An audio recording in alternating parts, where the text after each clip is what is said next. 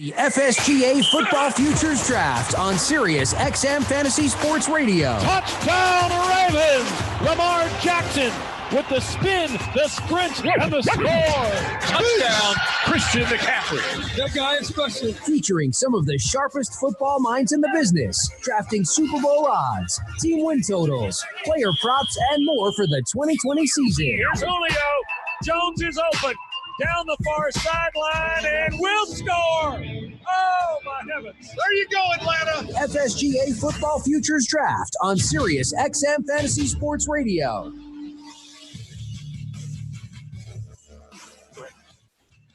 Amigos, Brad the Big Noise Evans here. Place your bets. This is the FSGA Football Futures Draft right here on Fantasy Sports Radio, and we have an esteemed panel. We have a group of individuals, 14 of them, as a matter of fact, that are here to make some fat coin. At least that's the hope. We've never done this before. This is our maiden voyage in this little exercise, and we're going to get down the nitty-gritty exactly how this is going to work. Before I bring in my co-hosts on this particular voyage, there is a live stream of this on video. If you want to see my lovely face for radio, you can do so right now. It is powered by FantasyAlarm. As you can watch myself along with my co-hosts and some of the draft participants live. The draft order is going to be revealed as well, plus a scrolling ticker on Twitter at SiriusXM Fantasy. That's where you can access it. Again, at SiriusXM Fantasy, once again powered by the Fantasy Alarm. So, guys, let's bring in right now. I got Mike Clay of ESPN fame, a guy that is a statistician extraordinaire. He's going to be the numbers cruncher here, and also Joe Dolan, who may have a more booming voice than me. I don't know how that's remotely possible, but Joe, of course, with fantasypoints.com. Check out him and John Hanson's excellent stuff and their terrific crew that they have built over there. I'm, of course, with Fade the Noise. More news on that coming sometime soon. But, Mike, I'm going to bring you in first, amigo. This is a really interesting game that we're going to play here. We've got 14 teams. We've got 12 rounds. We got a $10,000 fictional bankroll. Wagers can range anywhere from a bottom basement a play of $250 all the way up to a max wager of $1,750. We got player props. We got team win totals. We've got Super Bowl tickets and other futures that are out there. So really interesting strategy overall, and I'm really looking forward to digging in. How about you? Yeah, I mean, look, they have me at player props, right? We're talking player props. We're talking projections. We're talking stats. We're talking nerdy football stuff. I mean, yeah, I'm in for that. I can't wait. I can't wait to see what our terrific group here, our terrific group of drafters goes with the direction they go. You know that I love player props and do projections for the entire NFL, whether it's win totals or each player line. So I can't wait to, shred them, to be totally honest. Yeah. I mean, look, if you take an over on a player prop, Brad, I'm going to come after you. I'm going to do it. Well, I'm always a glass I'm half ready. full kind of dude. So the odds of me going over at least 60% of the time on these, I think those odds are significant. Now, Joe, Mike's already playing the pessimist card here. Apparently he's betting the under on everything because, injuries, suspensions, they do come into play with a lot of this stuff, with the player props in particular. So maybe the team win totals could be a little bit safer. So what kind of strategy would you take if you're one of these 14 participants in this little exercise? Brad, I consider myself to be more of a cash game player. If you're a DFS player, I am coming off a nice win in pro golf last week. It seemed like everybody on planet Earth had Webb Simpson to win the tournament, but I'm coming off a nice win there. But I'm typically more of a cash game player, so I'm gonna see. I would probably be more of a win total player prop kind of guy with this draft. But I'm also really interested to see what's gonna be the marriage between like a fantasy strategy and a prop strategy here.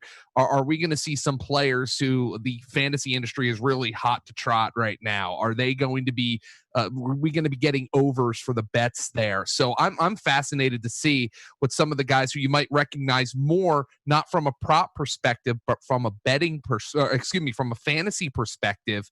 I'm really interested to see what direction those guys go. And that's going to be my kind of focus. I'm going to be looking at team building strategies here because I think this is a new format for all of us. So I'm going to try to see what the team building strategies are. If anybody it looks like they're going off the cuff, or if they seem to have a set plan. Yeah, it's going to be uniquely constructed person by person and how specifically they attack. Again, when you have a budgeted play, and you're going to have to do all kinds of calculations. I did not realize there'd be math involved in this. And this is why this simpleton reptilian brain is hosting this particular show instead of participating in this new FSGA football futures draft. Again, you can check out all the results. You can get access to our live video stream as well. Go to @SiriusXM Fantasy on Twitter. Everything, of course, presented by Real Time Sports. We've got odds from FanDuel Sportsbook. We've got odds from the Superbook. We got some wild card odds in there as well. But it is a menagerie of sorts, right? With the passing yards props, rushing yards props. We got some touchdown props in there for each of the individual players that impact not only fantasy football, but the sports betting universe. And that's where we're going right now as a country, right, Mike? You know, you got things falling state by state, legislatures passing sports betting, in many cases unanimously. I live in Colorado. It's been wonderful. I've been betting legally since May 1st, and it's been glorious. We had a $25.5 million handle with virtually no sports in the month of May. So this is where the industry is trending, and this is why we are unveiling this new type of league format. You're pretty jacked, right? Yeah, absolutely. I mean, look, I was in on iRacing and recent NASCAR bet. I mean, it's all over the place. I mean, even when we didn't have sports, we had sports betting. So I'm totally for it. And look, the best part about this is the player props. I can't really stress that enough. I mean, the fact that it's so similar to fantasy, and that kind of goes into what Joe was saying, where, you know, if you're high on a player in fantasy, you're probably like the over on that line, and maybe that entices you to kind of go that direction, or maybe it's quite the opposite. Maybe you think you have a good feel for a backfield or an offense, and you think it's going to underwhelm. Maybe you push toward the under, and I think that, you know, obviously we have a laundry list of options for everyone here, and a huge chunk of those are player props. So we're going to hear a lot of them, I think, over the next going on 3 hours, and we're going to see a lot of that kind of mixed in. So if you like fantasy too, you're going to have a good 3 hours. If you like betting, you're going to enjoy this as well. Yeah, and I think there's going to be some side bets as well in the video stream that's going to be going on during the breaks here on SiriusXM, which right now we got to press the pause button because we got to get things queued up. Dan Harris of Fantasy Pros is going to tee things off when we come back here on SiriusXM Fantasy Sports Radio. Stick around for the inaugural FSGA Football Futures Draft starting on the flip side. Coming back right here, SiriusXM Fantasy Sports Radio. You're clear. Nice work, fellas. We're off and running. Okay. Can't wait for Dan. my first pick. It's going to happen. All right. So let's see here. Drew. We've got Stacey Stern, the first lady of fantasy. It's going to do a little taped announcement, correct? Yes. So is she on the rejoin, or am I tossing to her? You're tossed to her. All right. Dope. I have no idea what the hell you guys are going to do. So this is going to be fun, flying by the seat of my pants. It's impossible to predict. There's literally nothing I wanted less than the first pick. I was like, great, this brand new format. Nobody's done it before. Let somebody else start this off, please. And First pick, pass. It'll be, yes, my first pick is pass. Thank you very much. Yeah. So we'll see. Do what the Vikings did, and just, you know, if you take too long, we're gonna have to skip you, and then you could jump in whenever you want. Can I just stall nonstop just to see how it plays out? Because it'll be interesting. I have no idea what anybody's gonna do here. Just take the over on any Brad Evans word count. Yeah, that's guaranteed. I didn't see that listed. Yeah. But I gave it a lot of thought, so I'll explain my rationale, but I'm ready. Hey, Brad, I don't think you, unless I somehow tuned out there, you didn't read through all the people participating, right? I don't know. No, not yet. I will queue them up individually when we come back. I felt that's probably the best way to go. You guys cool with that? Okay. I'm guessing yes. Hey, yes. Drew and or Dan Rowe, am I too hot? Too hot for this live stream? Absolutely. Smoke show. Smoke show, baby. That's right. Yeah. Do I sound good? I'm trying to screenshot you left and right, Joe. Give me a smile. Joe, you sound absolutely pristine on my end. All right. Wonderful. Okay. Yeah. Cause it's just a little it's a little louder on my cans than all right, yeah, my hot cans. I'm a little louder in my cans than Thank you. I mean, the rules. that might be my local my return. Yeah. Let me see that. No, yeah. Oh, now I sound good. Look at that. Going to make. I'm too loud for myself. Okay. Everybody watching this live stream is like riveting stuff, guys. Riveting. Oh, it's powerful. Peek behind the curtain. It is powerful. Joe Let me tell you. Dolan's hot cans. Can we hashtag hot cans now? I miss think we Steve should. Preston 30 because I loved calling him Stevie Tits. That was just I miss him so much. All right, I'll reset. I'll toss to Stacy, and then once we come back from Stacy, Dan, I'll cue you, and we'll be ready to rock and roll. So Sounds don't good. F this up. We won't. 10 seconds here, guys. Stand by.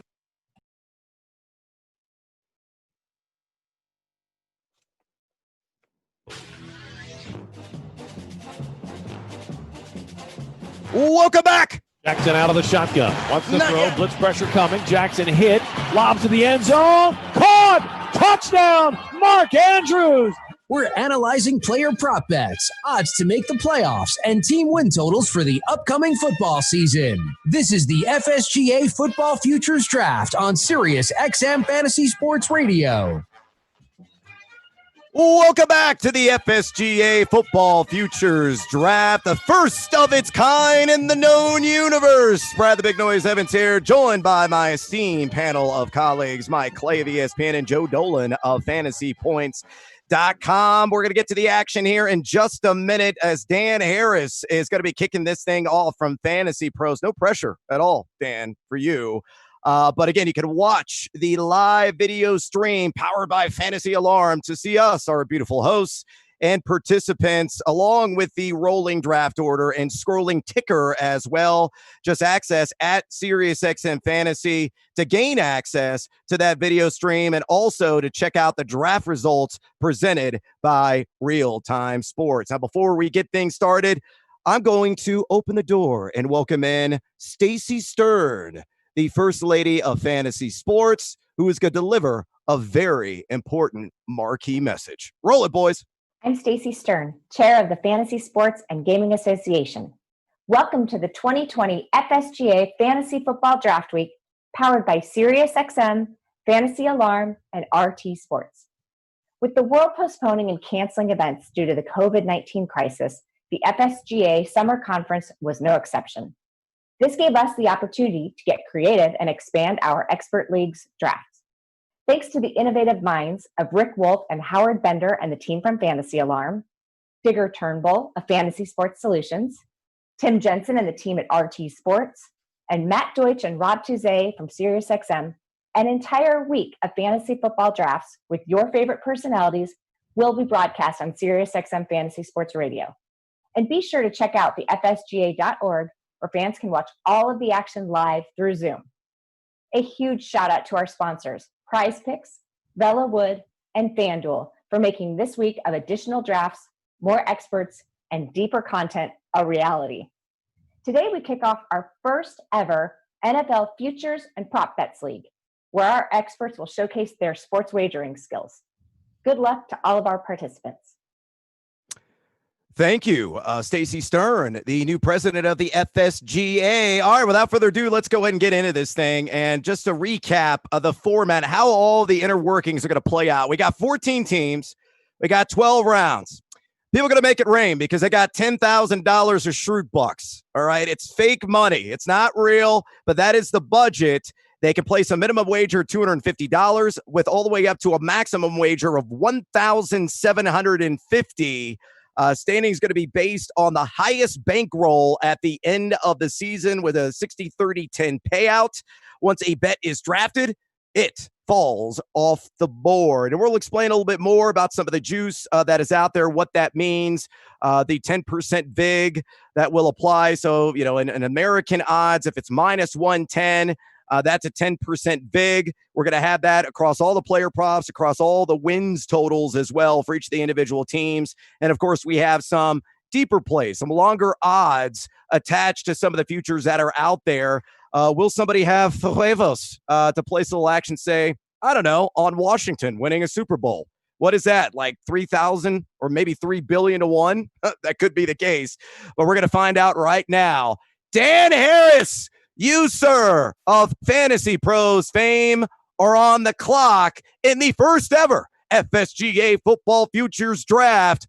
Don't screw this up, buddy. What do you got for us? Yeah, I'm really excited. This is the one thing I wanted, was to be the first voice in this brand new thing where nobody has any idea what the correct strategy is. So I'll give my pick in a second, but I, like Mike, I do player projections for fantasy. So I have a lot of player props that I like, but I don't think, not to give too much away, I don't think this is going to be won by the person who makes the correct player prop bets, because the payout isn't enough. I think you need to hit at least 1 or 2 long shots. So I've settled on one.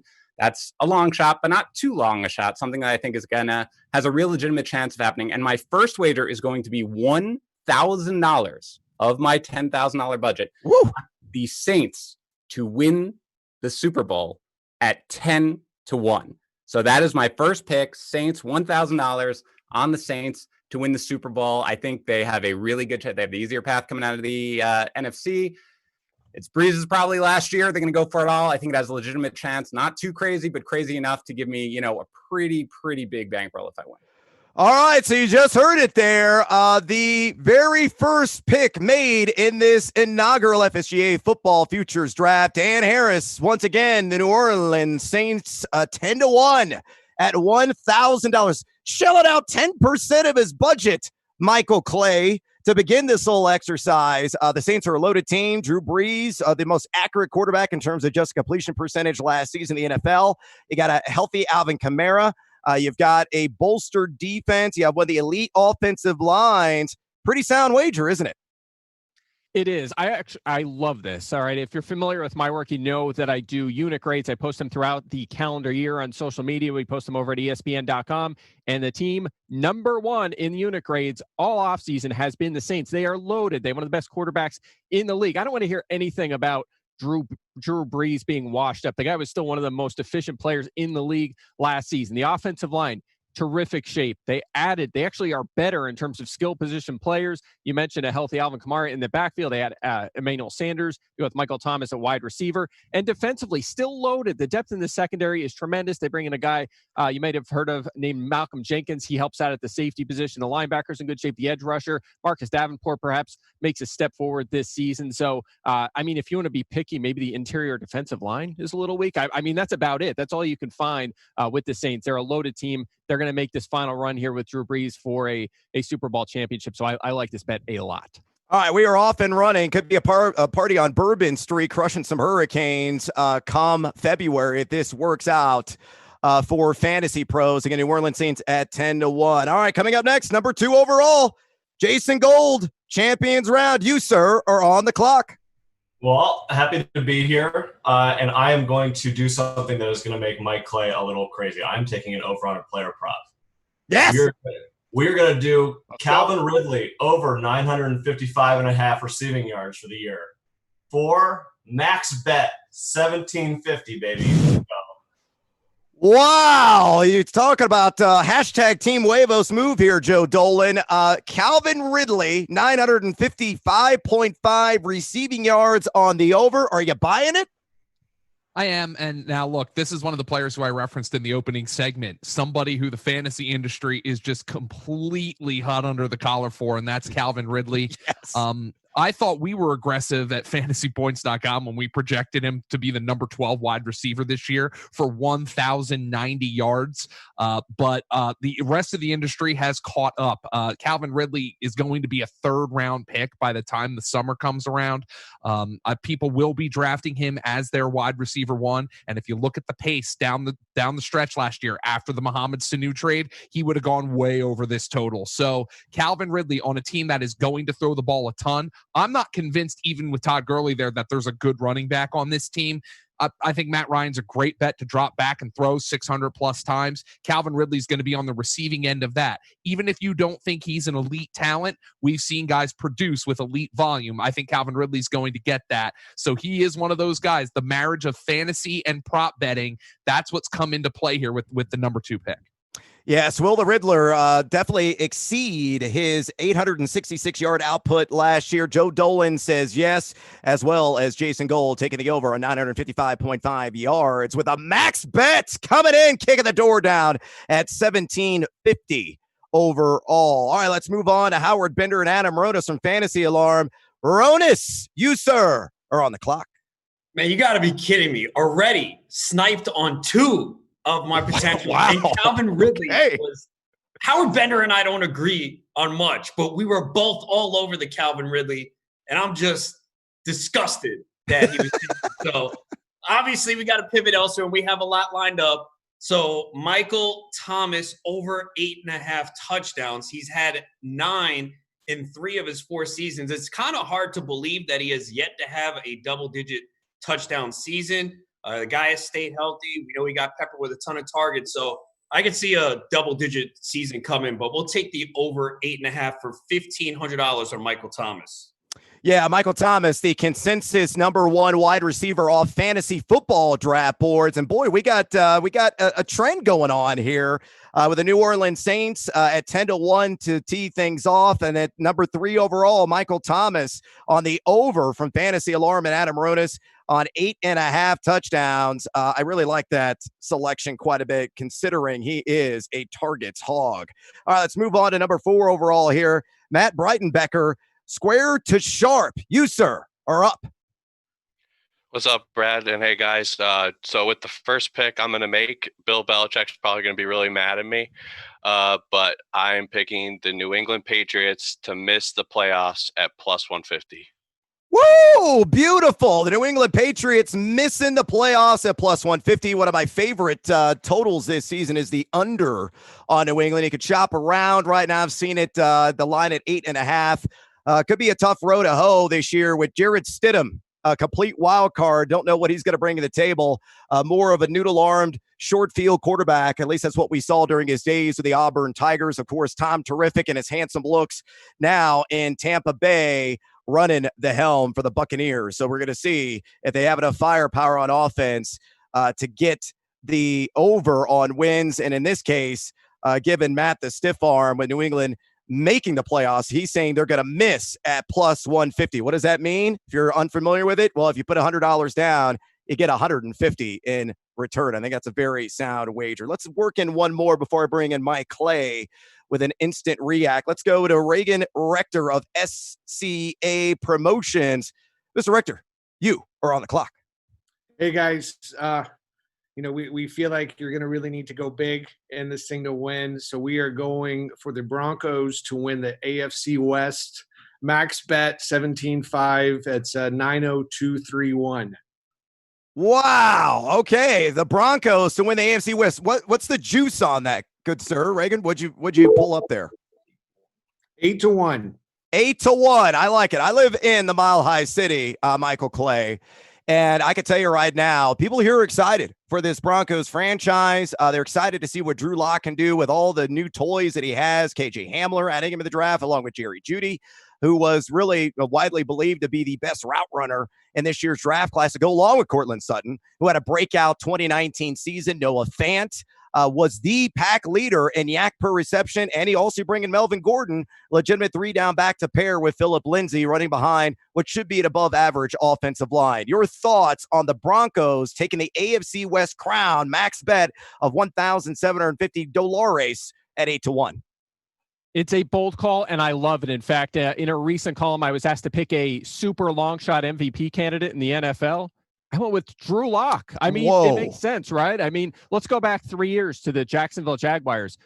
Average quarterback play at best from Blake Bortles, but the defense carried them to a shot at the Super Bowl. 2 years ago, Vic Fangio in Chicago has an elite Bears defense. Again, Mitch Trubisky at quarterback, still, they were one of the better teams in the NFL. this season. Could Fangio do it again with this Broncos defense? I think so. I have them third best in the NFL on paper. They are stacked on that side of the ball. It's really going to come down to, can they get average or better play out of Drew Lock? So I like it. I have them in the playoffs. It's all going to come down to if he can make that leap. And look, if the Broncos win that division and Lock is good or above average, he's going to be in that conversation. So I like this one again. We're off to a pretty good start. Yeah, definitely bold. The Denver Broncos do have the 5th most difficult schedule according to projected Vegas win totals. So it's not going to be an easy road for them to cash in on this 8-1 wager. All right, let's go ahead and move on to Mike Mcclure of CBS Sportsline. Mike, what you got for me? So with our first selection here, we're going to also run out a max bet, and it's going to be on the Seattle Seahawks to make the playoffs.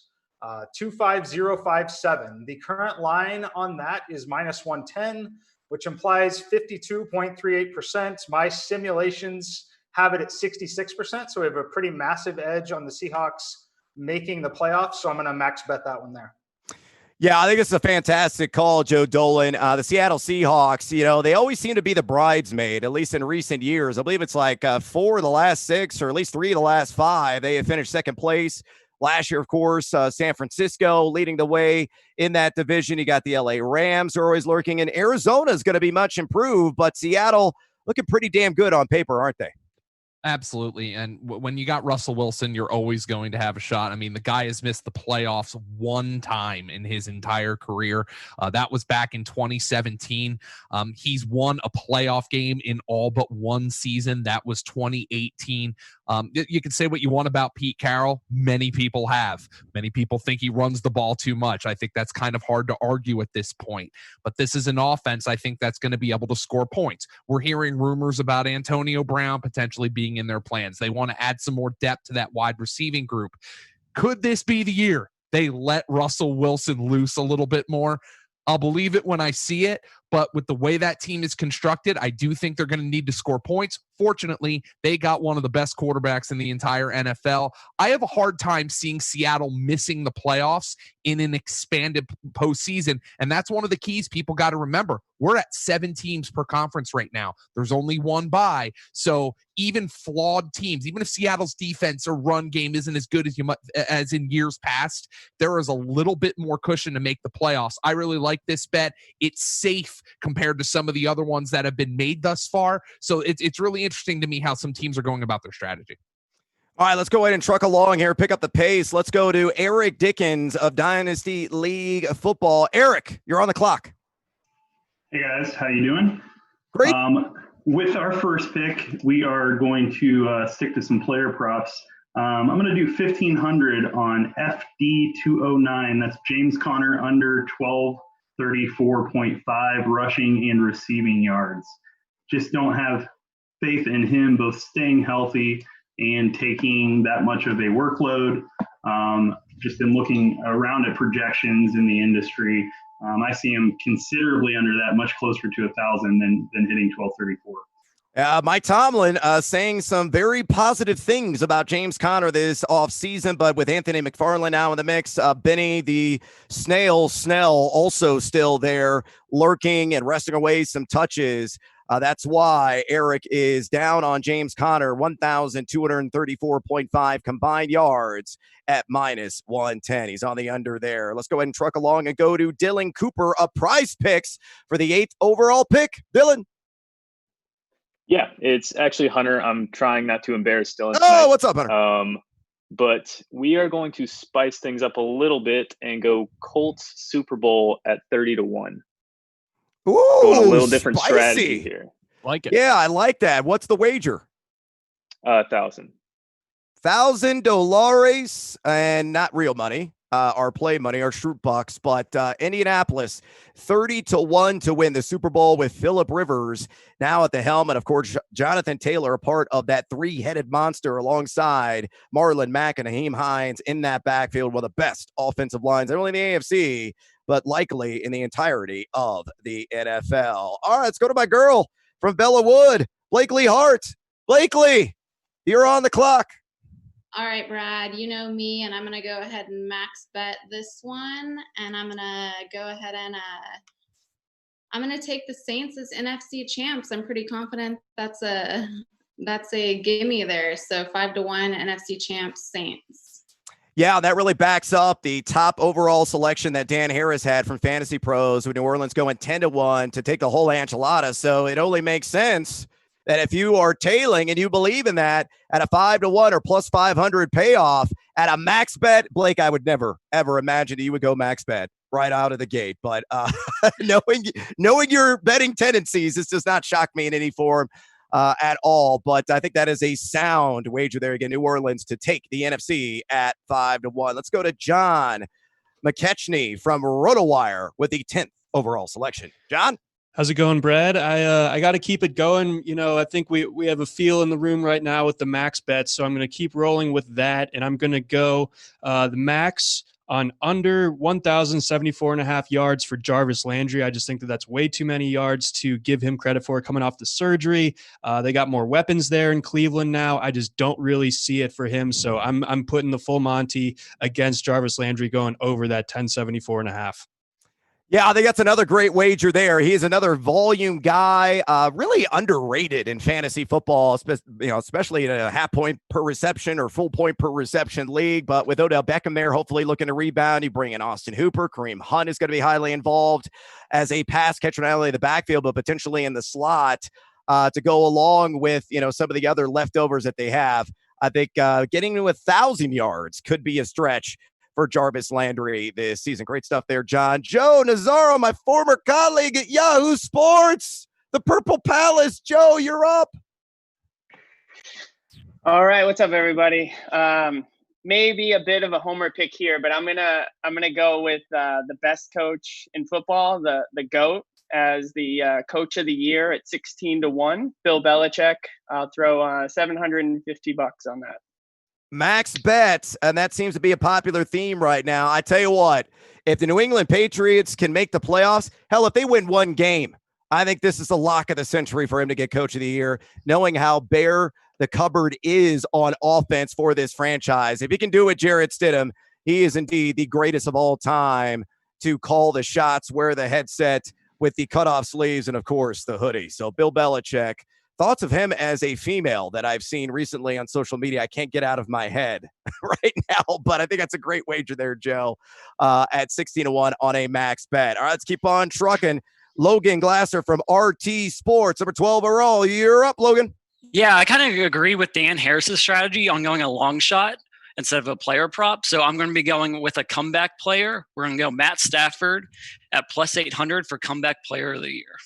Oh, this is one of my favorite wagers so far here in this first round. A guy that was on an insane pace before he was sidelined by injury, well over 300 yards per game. I've said this before on the Fade That Always broadcast. I would not be shocked if Stafford had his second 40 TD season in his career this year. So I think that's a great wager again at plus 800 on Matthew Stafford. Let's go to Ian Allen, Fantasy Football Index and FSGA Hall of Famer. Ian.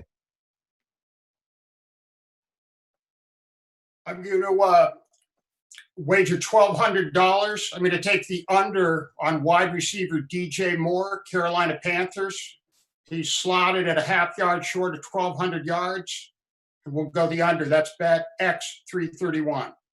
All right, DJ Moore, another player prop hitting the under on 1199.5 yards at $1,200. He's got T-Rex, Teddy Bridgewater, ranked dead last in average depth of targets last season among qualified quarterbacks. I love this pick here. A guy that will have a ton of catches, but it could be like a Julian Edelman-like season where it's a lot of nickel and diming. Does he get enough volume to surge over 1,200? That could be far-fetched. All right, last and certainly not least, Travis Walters of BetKarma.com. You, sir, are bringing up the rear here at number 14. What do you got for me?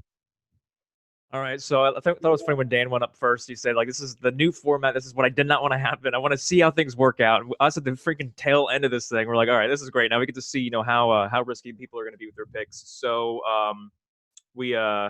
we're only going to do one here, not do our back-to-backs. I'm going to make sure the spiciest one comes out first. With spiciness, we're going to do Seattle Super Bowl 1250. Seattle, what are the odds on that? Let me pull those back up. I just clicked off that. 21. 22. 20-1. Seattle taking the Lombardi Trophy at $1,250. And that wraps round one of our inaugural FSGA Football Futures Draft. Coming up next here on SiriusXM Fantasy Sports Radio, John Murray from the Westgate Sportsbook or Superbook as well is going to break down all the latest musings that are going on in Sin City tied to some of these futures and props. You want to stick around for that right here at SiriusXM Fantasy Sports Radio. All right, clear. All right, good stuff. Yeah, way to make my job easy here. Yeah, sorry guys. We got to rip through all these. No problem. Yeah, we should have been tighter, I guess. Yeah, well, that was kind of our litmus test dealing with. I mean, it's a 14-team draft. We got a lot going on. So are we going to be making any more picks live on air, or are we just going to be kind of just rip through them, guys? Start going. Okay, so we can recap when we come back, gentlemen, after we do the interview with John. And then once that is complete, then we can just kind of go, pick by pick through round one, update everybody on what's going on with the next and subsequent rounds, and then just kind of pick out our favorites. And I'll tee you guys up. But if you see something, chime in, jump in. Brad, did you say we're using? All right. Did you say we're using Schrute Bucks as our? Yeah, we're using Schrute as our unit. Yeah, that is correct. Sweet, I got a good stash. All right, we're doubling down here. So first, I got to find out this number for Seattle. Where was it? It was 20-1, is what Travis said. Well, the code. I mean, that's what they're looking for. 9160. John. 91. John, are you here? I'm not seeing John. I'm not hearing John. You got to unmute yourself, John. Seattle. I'm not on mute. Oh, there's John. What's going on, amigo? How you doing, man? I'm good, man. How you guys doing? I'm absolutely splendid. What do you think so far of this madness? Have you been keeping track of any of this? I was on another call, and then I heard the last couple of picks. I heard the Belichick Coach of the Year pick. I heard that one. And what are your thoughts on that at 16-1? You digging it? It's sometimes it's tough for Belichick because he probably should have been Coach of the Year every year for like the last 20 years almost. So he's one of those guys where they expect it from him and they don't give him enough credit. But yeah, I think that they're going to make the playoffs. So I don't see a problem with that pick. Well, obviously you didn't see what went number one overall, but the New Orleans Saints at 10-1 to win the Super Bowl was the first pick, and it was a pretty hefty wager as well as 10% of the budget at 1,000. You like that one? You digging the Saints this year? It's hard for me to like it at 10-1. I do like the Saints a lot, yes, but 10-1 is just not. It's not maybe not high enough. I don't know. I like the Saints though. I like Sean Payton. I could see them winning the Super Bowl. It's just 10-1 is not enough value for you. Value yeah, exactly. Yeah. All right. Well, I'll tee you up on some softballs. Mike and Joe, you guys can jump in after I answer the first question. So Mike, you can go next, and then Joe, if you want to bring that up, here we go, and we'll be good to go. Prescott with an option, keeps it, dives to his right, toward the goal line, touchdown Prescott. Brady may be checking the play off. He looks to the right, he fires to the right, open touchdown. What's the best value on the board for NFL MVP in 2020? From Dak Prescott at 16-1 to Tom Brady at 30-1. Hear the experts analyze the odds and help you make smart decisions this season. This is the FSGA Football Futures Draft on SiriusXM Fantasy Sports Radio. Welcome back to the FSGA Football Futures Draft here on SiriusXM Fantasy Sports Radio. We are trucking along. We got round one in the books. We're going to break all that down here momentarily, along with some of the fresh picks that are being made in real time. Remember, you can watch us live on video via Zoom, powered by the Fantasy Alarm on Twitter at SiriusXM Fantasy. You can also see all the draft results that are being presented by Real Time Sports. Right now, we're going to go out to the phone lines and welcome in John Murray who is the director of race and sportsbook at Westgate Superbook. John, what's the temperature outside in Sin City right now? At about 120 boiling degrees? I played golf on Monday, and it was about 110 degrees. When we were walking in from the parking lot, the people were telling us to turn around and go home because it was so hot. I don't know what it is outside right now. It's probably about the same, but it's going to be a long week. It does cool down next week. Next week goes back to the 90s. Oh, so next week will be a better golf. Yeah. For somebody, it's hard to go out there when it's 112 degrees outside. You can get some really cheap rates on some really nice golf courses. I'll tell you that much. Yeah, I can also boil an egg on the sidewalk because it's absorbing all those rays as well.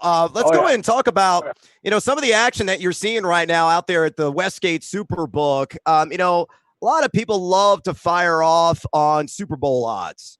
And, I think it's pretty obvious there's been a heavy handle placed on the Tampa Bay Buccaneers with all the monumental moves that they have made this offseason with Tom Brady, Gronk coming out of retirement. They had a rock-solid draft, getting Tristan Wirfs to solidify that offensive line, bringing in Keyshawn Vaughn as well to bolster that backfield. This team seems loaded, and we've seen the odds shrink. What were the highest odds on Tampa Bay this offseason? I thought I saw it at like 75-1, and where's it at right now? Well, the highest we ever had at the Westgate Superbook was 60-1. We're all the way down to 10-1 right now. Wow. So when you have a team like that, you're going to take money on them anyway. So you go all the way down to 10-1. People are still betting them at 10-1, guys. So that's why you can get away with dealing a number that probably is lower than it needs to be because people are going to bet them anyway. And then that frees you up to raise some of the other teams that you're trying to write money on as well. So some tickets at 60-1 on the Bucs here. We're all the way down to 10-1. They're not our most popular team in terms of the tickets counts, but they are one of our biggest liabilities because there were some pretty large bets in there at 60-1. And you've got to consider they'll be one of the most popular teams during the season. People are going to be betting on them during the season, especially if they win a couple games early. Everybody's going to jump on that bandwagon. Yeah, so no one has jumped on that bandwagon yet. No Bucks bets, I believe, but as we're working through round two. But there have been a lot on the Saints. We have Saints Super Bowl. We have Saints to win the NFC. We have a Michael Thomas over on the touchdowns. What do you think about the Saints love out of the gate here? Well, I like New Orleans. I think they're the best team in that division. I still definitely think they're better than Tampa Bay is. I give Breeze a big edge over Tom Brady. I love Sean Payton. I think that's the best team in the division. The problem is that's a really good division. You've got to think Atlanta's going to be better. Really like Carolina's coaching staff. I don't know if they have the players to really be competitive, but I love that coaching staff. That might be the best division in the NFL. So it's hard for me to think that there's value at 10-1 on a team coming out of probably the best division in the NFL, either that or the AFC West. And if you don't win your division, it's almost impossible to get good value on a Super Bowl future because you've got to win 3 road games just to get to the Super Bowl. John, looking at this draft and this format, it's a new format that I don't think many of us are very familiar with. Obviously, you're at a sports book where you're paying out winning tickets, but you're also taking in money on losing tickets. If you were in this draft, what would your strategy be to maximize your profit in a prop bet draft? Well, you want to, in general, you don't want to play into the index props, as we call them, the tournament props, like a Super Bowl prop. Those have higher hold percentages than just betting into a regular season win total, a player prop over under. Those index props with a lot of different options have a much higher hold for the house. The house does much better on those in general than they do on, let's just say, a regular season over under. Those are a lot more beatable for the players. So I probably would stick to those two-way options versus trying to pick one winner out of a 32-team pool. I think in the long run, you're going to have a better chance there. But having said that, you could get lucky, hit one of those really big long shots, and cover yourself there. But in general, I think long haul, you'd be better off just playing those two-way props. Fantastic, John. Thanks for the time. Thanks for the pertinent information. Try to stay cool out there. Stay in air-conditioned environments as much as you can this time of year with the sweltering heat outside, and try to play golf, I think, before noon. I think that's the moral. Of the You story got to here stay overall. air conditioned as much as you can, guys, because they check your temperature before they let you on property. So you better stay air conditioned, or they won't let you in here. Amen. Thanks for having me on, guys. Appreciate it, man. Good luck this season. And right now, we're going to press a pause button here on SiriusXM Fantasy Sports Radio. We come back. We're going to break down the latest picks in the inaugural FSGA Football Futures Draft. Stick around right here. SiriusXM Fantasy Sports Radio. You're clear. All right, boys. All righty, we're looking good here. I agree with all of the props except for one so far. Although, I like it. The early overs are very close, so those make me a little nervous. I actually like the Ridley one, believe it or not. So I do anyway, not. good I am stuff on opposite of those. you guys on that. I love the over on Joe Burrow touchdowns. You do actually. Yep. Which one do you disagree on, Interesting. Mike? The one I really disagree on. Yeah. The one it's Burrow. It's Burrow though. Oh, okay. Wait, it's listed as 21.5. I had 22.5 when I checked. I think there were two listings there, so there might be a mistake. 21.5 is what it was on DraftKings. And I think they imported some of those. And I think it's a 22.5 on FanDuel. Is that just passing touchdowns, I presume? Yes, just passing. Yep. Yeah, And I keep that's forgetting that's that a that's same a bets are good straight plays. regular juice at -110 pretty much everywhere that I've seen it. Yeah, there it is, 21.5. Okay. Yeah, Although, wait, everybody and their over. great grandmothers on Calvin Ridley this year, and I am zigging Oh, while yeah. you guys are zagging. I hope somebody gets some CEH in there so I can just blow this whole narrative up. There's also two Rivers listings for passing yards.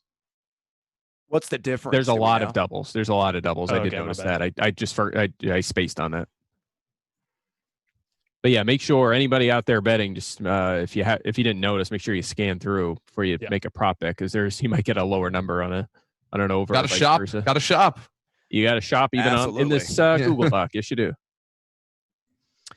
All right, so Stan, we got a hard out here at 59.20, correct? Yes. Okay. And music will kick in with 30 seconds, right? Yes. Excellent. Brad, you can hit all that on the chat with Drew, so the virtual audience doesn't need to hear all this. Oh, well, the virtual audience that's why doesn't we want to have know the chat how for radio you. magic is made? No, Matt no. Deutsch? Give us much more color on that and keep the radio magic to the Oh, that's great. All right. So we come back. Mike, I'll tee you up. Tell me what your favorite wager you've seen so far is. 10 seconds. And then Joe, go ahead and comment on that, and then I'll dive in and make something up.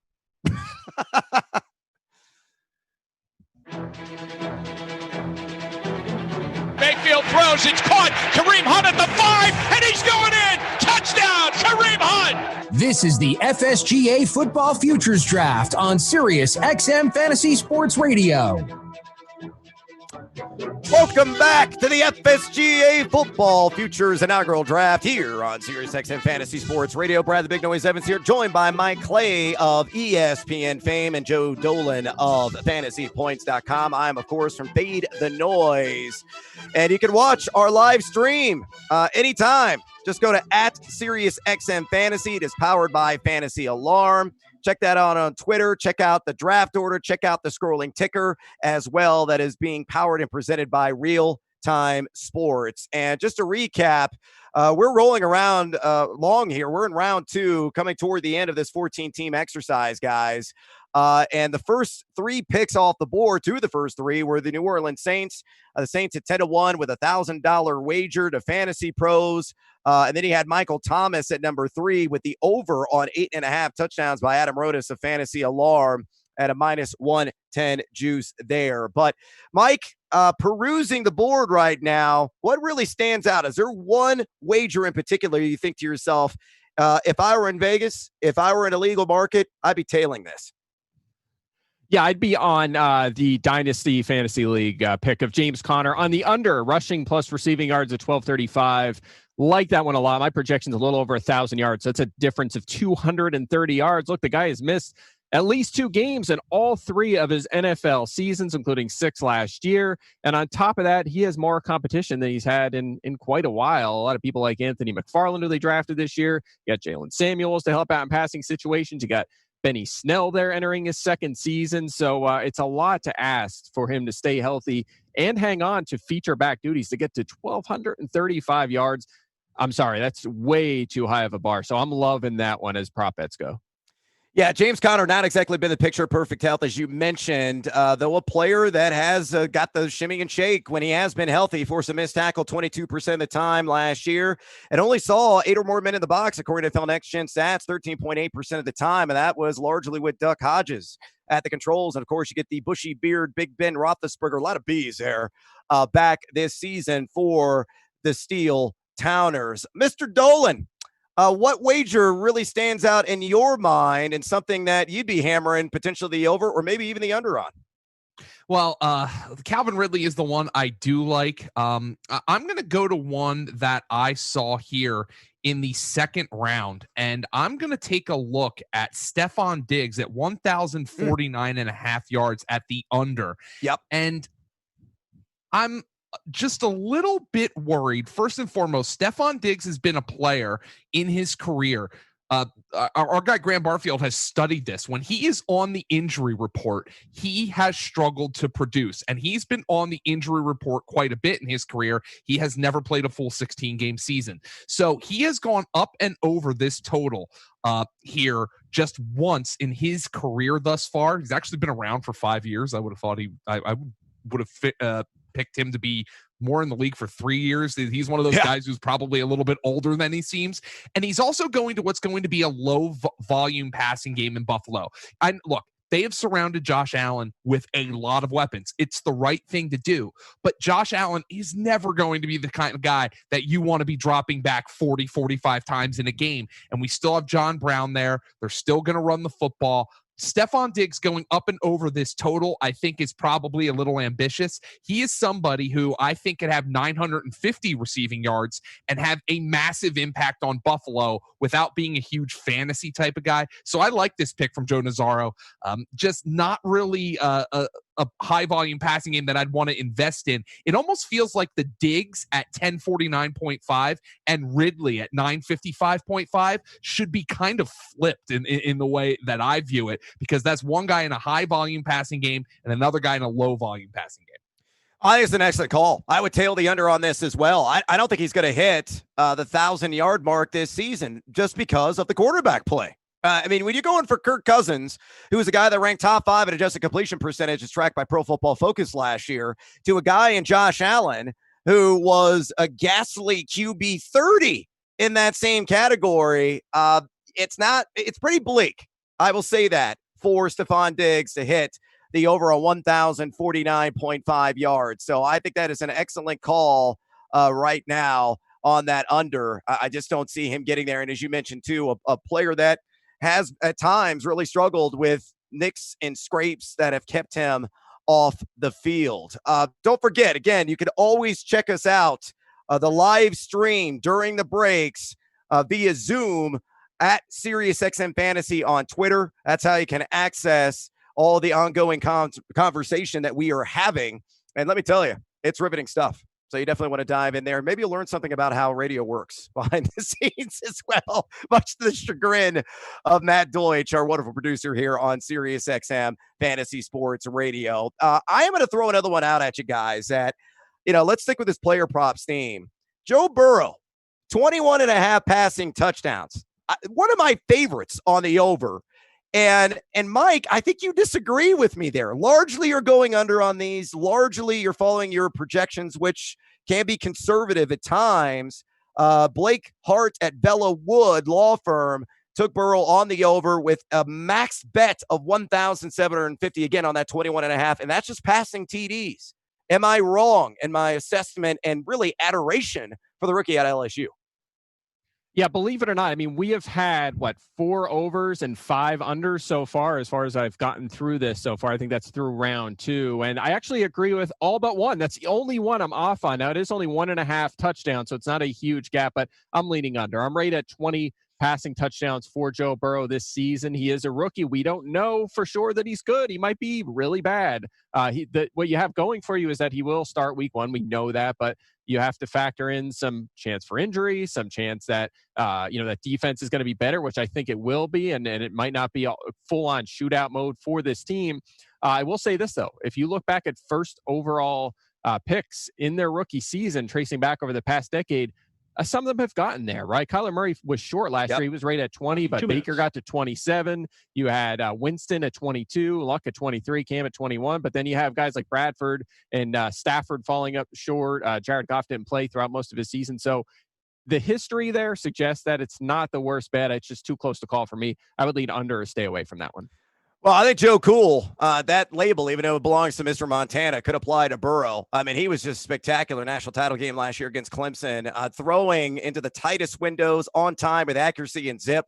I may not be able to get away with that at the next level, but as long as you get a healthy A.J. Green, Tyler Boyd, who's sure-handed on the field, Joe Mixon maybe gets more involved in the pass game as well. We'll see about that defense. I think they have a long way to go to regain some respectability. But if Burrow can transition seamlessly to this next level, given his pinpoint accuracy that we saw last year, I think he sails past that number. Dolan, you with me? Yeah, I agree. And I think Bengals, despite being 2-14 last year, what was the number, Mike? You might have the exact number, but I believe they led in 12 of the 16 games that they played. So that was an indication to me that I kind of feel like the Bengals were a better team than the 2-14 record. I think they have decent weapons, even if AJ Green isn't near 100% of what we've come to see from him. I don't know. I just feel like Joe Burrow can get into the 25-26 touchdown range without a whole lot of without even playing at a super high level. I think he can get to that number. That's why I do like this over. Yeah, look, I'm backing up the truck here. So I think, Mike, you and I are going to have a side wager on this, the first of the show. I'm taking the over on 21.5. I believe in the power of Joe Burrow right now for fantasy purposes, going at QB 19 and average drafts well into the hundreds overall. All right, we got to take a little siesta here on the inaugural FSGA Football Futures Draft. We come back. We're going to view some of the participants and see how things are going. We'll see what their thoughts are. Maybe they vehemently disagree with our picks. Stick around for that conversation and so much more as well. SiriusXM Fantasy Sports Radio.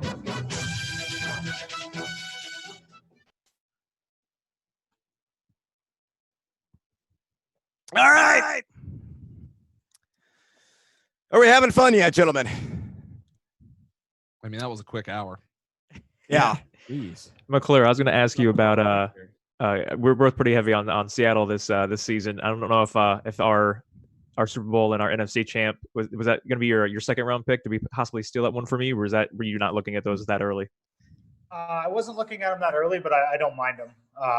Just very conservative on the playoff one. Just the massive edge on the board. Yeah, for me is the biggest edge by far. And then Reagan with the AFC East bomb.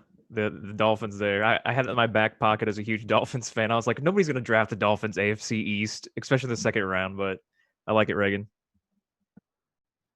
I'm liking Dynasty League football. Mr. McDowell and Mr. Dickens. Connor under, love it. Denver playoffs, I'm with you there. Detroit over win total. Yeah, I love the Detroit. Like that team. Yep. That is a hell of a trio right there. Oh, I kind of like this Alvin Kamara pick from Hunter of Prize Picks. 10.5 total touchdowns at the over. Now, I've seen plus odds on that on FanDuel at like plus 104, and I'm digging it, man. He's had some bad luck. Yeah, we're trying to buy into the Saints offense. It seems like pretty much everyone else is here too, so not really breaking any ground there. So, in other words, it's going to be like a 4-12 season because everybody's on it. Right? Yeah, it's the NFC South, so you just got to expect the Panthers probably going to win because I said that. I'm curious to see if any of you guys on the Saints are going to start hedging on some of the player props under the ones that you went max, or some of the max bets on the them to win. Are you going to hedge and try and take a little bit of that back or not? It'll be interesting to see what you guys do there. I think there's some value on the Saints unders is what I'm saying, but we'll see. The team builds are really fascinating to me right now. Yeah. Yeah, definitely. Definitely some package deals here, like with Arizona, and I think there was Seattle's there. Dan Harris from Fantasy Pros. He's jumping off a cliff with with the parachute. And he's like, YOLO. I mean, yeah, that's right. Was Stefanski at 20-1, Titans Super Bowl 60-1? That's right, baby. If I bet all my prop bets that I feel confident about, I'm still not going to win the whole thing. Somebody's going to win. I actually really like the Stefanski because if the Browns make the playoffs, he's instantly one of the top 3 options. The obnoxious amount of research I did on Coach of the Year winners in settling on Stefanski. It's obnoxious. It was, but he was, for me, the one guy who stood out as having these announcements. See, the thing that's interesting to me here, I might say this on air too, is like in a regular fantasy draft, you're not going to see people make picks that really contradict each other in a fantasy draft. Like you're not gonna see 2 running backs from the same team go in the first round. But Breitenbecker picks the Patriots to miss the playoffs, and Nazzaro picks Belichick Coach of the Year. Right, those absolutely contradict each other. Yeah.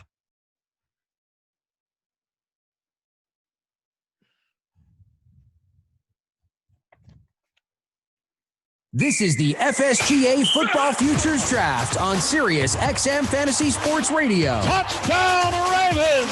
Lamar Jackson with the spin, the sprint, and the score.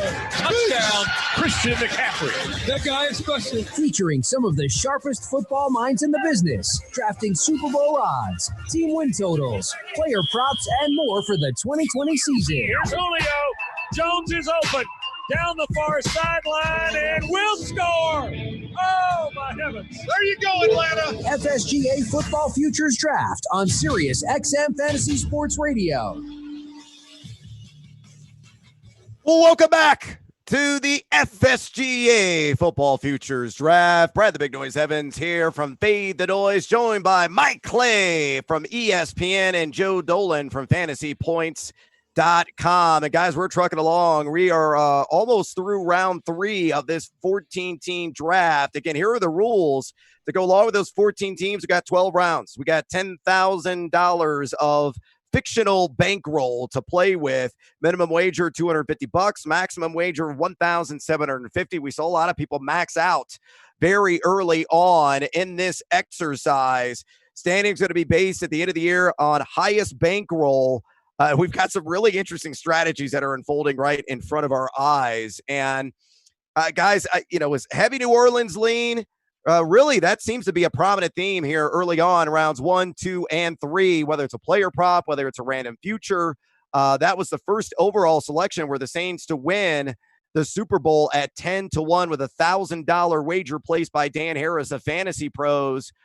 Blake Hart from Bella Wood Law Firm. Blake went with a 5-1 Saints ticket on taking the NFC Championship at a max bet of $1,750. But really fascinating stuff. Joe, you were talking about it.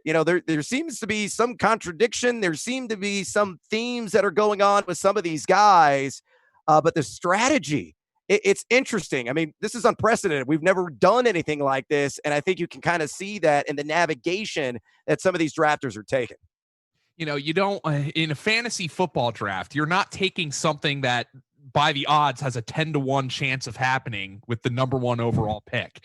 You're getting somebody who has a high ceiling and a high floor in fantasy. And really those things don't pay off because betting markets and sports betting wouldn't exist if things were easy to pick. So Dan Harris taking the Saints at 10-1, number 1 overall.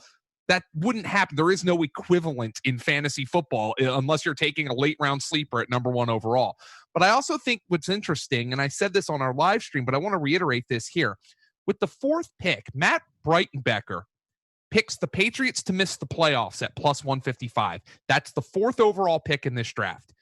And then later on in the round, Joe Nazzaro from Yahoo takes Bill Belichick at 16-1 to win Coach of the Year.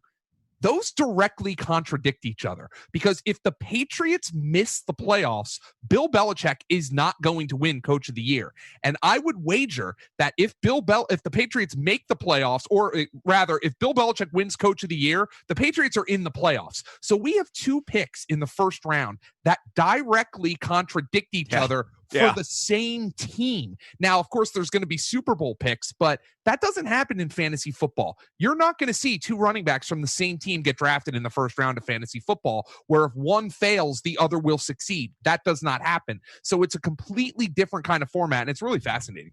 And I think we've got our first player props contradiction as well. Square to Sharp had the over on Justin Jefferson yards at 725.5. Of course, the rookie out of LSU, now a member of the Minnesota Vikings.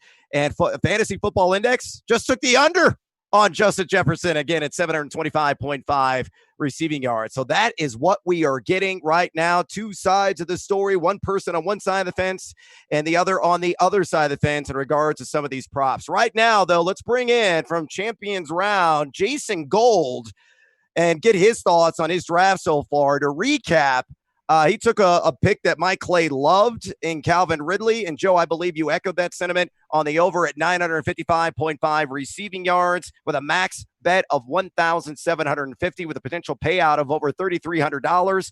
And then, Jason, you followed up with a pair of Arizona Cardinals plays, the over on wins at 7 at 1,320 to net you 2520 if that hits. And then you got the Cardinals making the playoffs, a plus 240. $750 down with a $2,550 return. So, Jason, are you a closet Arizona fan?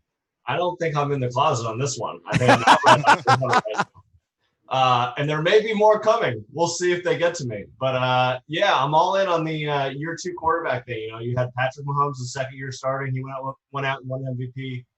Lamar did the same thing last year. Maybe it's Kyler's year. And if I team stack this right and the Cardinals go off, I might be standing as champion at the end of this. I actually think that's fascinating because if you go back to 2017, Carson Wentz had he finished the year, he probably would have won the MVP. So you would have had 3 straight second-year quarterback MVPs if that had happened. So really fascinating. Jason, you are stacking here. Do you feel like that's the best option here? We have some people who are kind of going all over the board, but you have stacked the Cardinals 7 wins over and the playoffs at plus 240. I think those essentially go hand in hand. Did you think of potentially putting all your eggs in one basket there, or do you like the playoff odds being a little bit longer? What was the rationale there? I mean, I think that the stack for me, once I got past the Ridley one, which was my favorite one on the board, that I was going to try and do a stack, and we'll see if it ends up working out through the next 9 picks or so. But I had 3 teams circled that I wanted to stack, so we'll see if we can get through it. I think that's a decent strategy. Yeah, excellent. Well, the Arizona Cardinals right now, according to Vegas projected win totals, the 19th easiest schedule this season. So kind of middle of the pack, but I'm loving Cliff Kingsbury's offense. I'm loving his house. And I saw it in the NFL draft. Like, I just wanted to self-quarantine with Kingsbury. Is there anything wrong with that? No. I mean, it was a plush estate there in Paradise Valley in the greater Phoenix area, but it could be gangbusters year for the Arizona Cardinals, not only from a sports betting perspective, but certainly a fantasy one as well. All right, let's bring in Joe Nazzaro from Yahoo Sports and get his thoughts on his draft thus far. To recap what Joe has taken so far, $750 on Bill Belichick to win Coach of the Year at 16-1. He took the under and stuff on Stefan Diggs, as we talked about earlier, at 1,049.5 with $900 down, 1,700 just over on a potential payout there on the under. Took the Jets 6.5 wins on the under, 900 to net 1,718. And then back-to-back Jets taking the under on Denzel Mims, a rookie out of Baylor, $900 down, 1,718 as well. Joe, your hatred runs deep for Adam Gase, and I can understand. Yeah, it's easy. And I'm a Patriots fan, so I'm sticking with my division, sticking with what I know. I think Pats are going to be better than people expect. It's just a bunch of unknowns they have over there. Their defense is going to be incredible again. We'll see what Stidham has. I'm not going to say I know what he's going to put out there, but they're going to run the ball a lot, keep the games low, and I think they can do well as they've proven to do. And Belichick has a lot to prove. So if they make the playoffs, I think he's going to get rewarded with that Coach of the Year, and it's a nice little payout on that one. From there, yeah, I think Josh Allen, very inconsistent with his arm. I actually like him as a player, fantasy player as well, but I see Diggs getting open plenty and being overthrown a lot or to the side and missed. And I think the Jets stink. I think Gase is the worst coach in the league. So going under a couple places there. A lot of people picking rookie unders, and I didn't want to miss out. I think he's one of the last ones on the board to go under with the rookies. I think it's gonna be hard coming back from the summer of what we've gone through for rookies to click with their quarterbacks right away. Yeah, so I have to jump in here because you took the Denzel Mims under 5.5 touchdowns, and we were just about to do my best remaining bets on the board. And guess what? That was number one. So I love that one. I have him at 3.5 touchdowns. You hit it right on the head. I think that, again, is probably the best value among player props. I mean, the guy was a second-round pick. He's going to have a shortened offseason. They brought in Brashad Perriman as well to go with Jamison Crowder. You have Chris Herndon coming back. Adam Gase offenses, as you mentioned, have been atrocious at generating fantasy production, as generating touchdowns, generating yardage ever since the Peyton Manning days. So, I love that one. That is my new favorite bet on the board, at least as player props go. Did we lose Joe? I think we did. I think it might just be more of a comment. Yeah. Joe, you there? Thanks. Appreciate it. Yeah, I'm here. If you can hear me. Appreciate that. It's always good to get a little bit of validation. I've had a couple of my picks dissected on here, and I'm as new to this as everyone else. So this is a super fun format. I kind of am excited to see the different ways it's going to go. I have a structure to what I want to do for my bets. I think I'm being pretty conservative compared to the rest of the field and my bet amounts and the risks that I'm taking involved here. But I may have to change strategy based on a lot of people taking some long shots out there, which hasn't really been in my plan so far outside of I apologize there. I didn't even ask a question. I was just so pumped for that. I'm just opining on that one. So anyway. Well, Joe, hopefully you're going to go under on whatever prop is out there on Le'Veon Bell, because I believe that's still on the board, and I think that's going to most likely hit. It might be, Mike's got the heavy under on Denzel Mims, but I think Le'Veon Bell is going to be firmly under whatever the heck the total is. It could be 1.5 yards, and I may still take the under. So there you go. Good stuff, Joe, from Yahoo Sports. Right now, we got to take a little siesta here on the FSGA Football Futures Draft. Again, continue to watch the live stream at SiriusXM Fantasy on Twitter. It's powered by FantasyAlarm, and, of course, our entire draft board, beautifully put together, color-coded. It's easy for idiots like me to follow along. Nice job there, Real Time Sports, on the tech development. More breakdown of this FSGA Football Futures Draft here on the flip side. SiriusXM Fantasy Sports Radio. You're clear. Good stuff. I was about to say the draft board just briefly said Wentz 38.99 pass touchdowns over, and I was like, whoa, wow, that's bold. That's a hell of a season. Dude, Jason just went Kingsbury Coach of the Year at 30-1. 3 straight Arizona bets. You said we'll see. You wouldn't mind quarantining with Cliff Kingsbury. Unfortunately, my wife wouldn't mind quarantining. Hey, listen, man. I think we all would. That was a posh palatial estate that he has there. Beautiful mountain backdrop at the barbecue, the swimming pool, the fake grass, pristine. He's handsome. He is. We all wish we could come back as Cliff Kingsbury. Especially since he got fired at his alma mater and then landed a better job. Yeah, that's true. We did. We all wish we could do. Yeah, right, I thought he did a pretty good job last year. I'm going for the 4th one in a row. Hey, by the way, can we just confirm something? Because I know Mike was talking about the Denzel Mims under touchdowns. I thought the bet was yards. It's yards, right? Yeah. I actually like the touchdown one. Yeah, that's on me. Yeah. But no problem. I just wanted to make sure I didn't miss something. Call. Next pick that's available. I think Mike's under anyway. Chances are Mike is under on everything. You guys know what my strategy is here. You can see there's very few player props coming out, at least early on. But Mims, I agree, Mike. That's my favorite player prop that was on the board. That was my 1-1 if I went for a player prop. So just to give that up, not that matters. That one was excellent. Yeah, and I'm a Jets fan, so I've got no problem. I can't even believe they have a Denzel Mims player. Right. We don't have the rushing yards prop on Leonard Fournette. You guys want to venture a guess what it is? It's not on our list. 78. What's the number? 878.5 is just my. All right, Mike. What do you think? I'm sorry. What was it? I'm catching Leonard up here. Fournette rush yards this season. Joe is saying 878.5. Oof. Fournette rushing yards. Yeah, I'll say it's 999. 850.5, boys. Ooh, nice one. And that is minus I'm making the $1 bet like in Price is Right on that one. It's one of my favorites I've one. seen. That one and Austin Eckler I saw at another book of 1,175.5 combined yards. Yeah, that's crazy. Rock Armstead is an auto pick for me in like the 14th round. Rock Armstead. Auto pick. Yeah, that's what they call him. I like it. I love it. Pride of Western States, baby, in Gunnison, Colorado. 10 seconds. I'll tee you up here, Mike. Cool.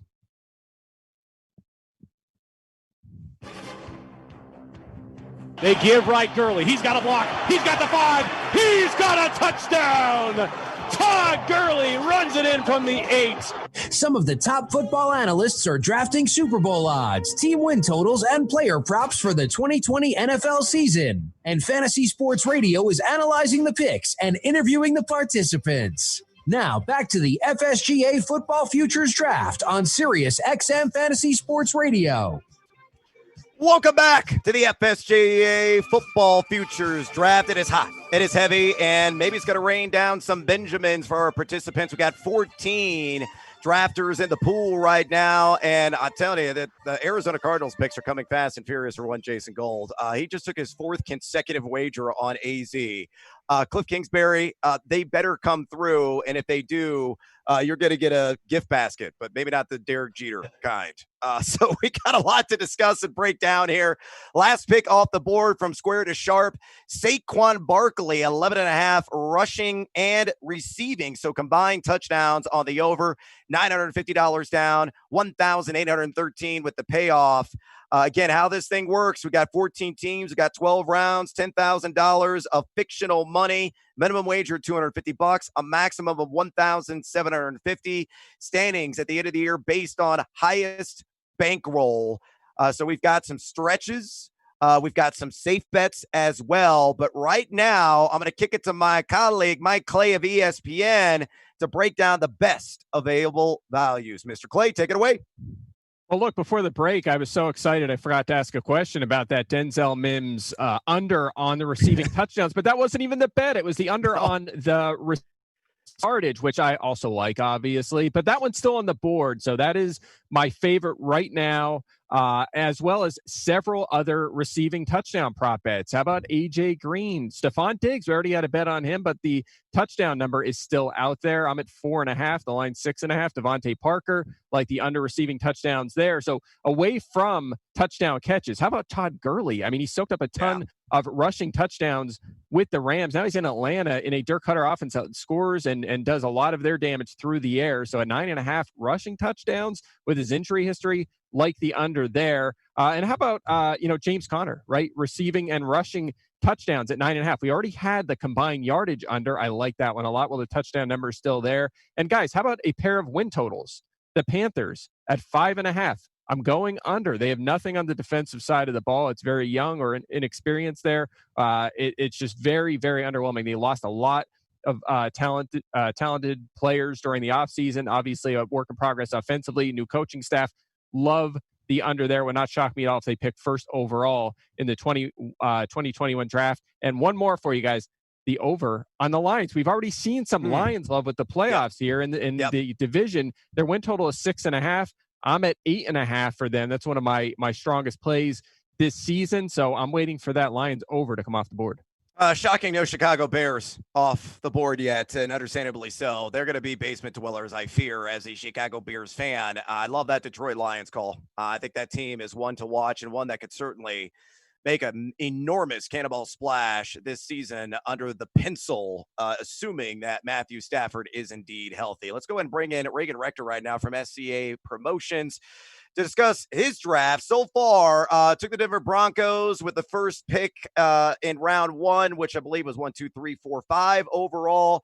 Max bet on the Broncos to win the AFC West at 8-1. Followed up with Miami to take the AFC East, same odds, 8-1. Another max bet of $1,750 with a over $15,000 payout. Seems to be a theme for Reagan. The Atlanta Falcons, NFC South champs at 12-1. Another max bet, followed with another max bet after that, again on Atlanta to make the playoffs at plus 250, and then following with Miami to make the playoffs at plus 425. So Reagan trying to really unearth some values. You're going to be spending a lot of time, I think, below the Mason-Dixon line this season, Reagan, the way things are going. Going to be soaking up some of that vitamin D in Miami and then traveling up north through the peninsula into Georgia to watch the Atlanta Falcons. What was your logic behind these two selections? I mean, that's exactly it. Just good destinations. That's I like the strategy. We have no other rationale. No, I mean, really just trying to stack division winners, looking for larger payouts. We feel like it's going to take a big number to win this. Just trying to kind of stack as much as we can. We got nipped for the Broncos. I guess who was that by? For the Broncos playoffs, I guess by dynasty, a couple picks before ours as well. So that's just kind of been our mindset, is to try and stack division winners. Obviously here, Reagan, you have only a minimum bet left for all the rest of your picks. I don't want to give away your strategy, but could we expect to see some safer picks here, or now are you pot committed to, I've got to hit something that's going to win me big here? Yeah, probably a mixture. I mean, we're going to try and make as many correlated bets as we can based on what we've already done. So it'll be a little bit of mix of player props and maybe a few more team props as well. Well, best of luck to you, Reagan. The Atlanta Falcons, according to Vegas projected win totals, have the most difficult schedule in the NFL this season. We're going to see how that plays out. Miami, right in the middle of the pack, 18th easiest among NFL franchises this year. All right, let's go ahead and bring in Travis Waters right now from betkarma.com. And Travis is picking at number 14.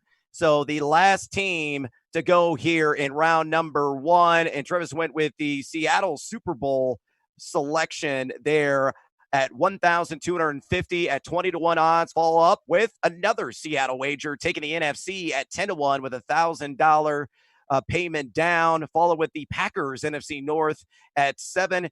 $1,000 pays out $2,750 if the Packers take the title in that division. And then Vic Fangio, head man of the Denver Broncos, where I'm at right now here in the Mile High City, 20-1 to win Coach of the Year, $650 down with a potential payday of $13,650. Travis, very similar to what Reagan's doing. You seem to be taking either Super Bowl champs, division champs, and some long odds on the Coach of the Year there on Fangio. Was this the intended strategy moving in?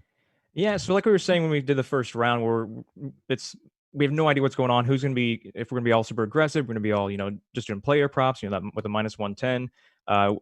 Justin and I kind of already had in the back of our minds that we wanted our first pick definitely at 14 to be a Super Bowl pick.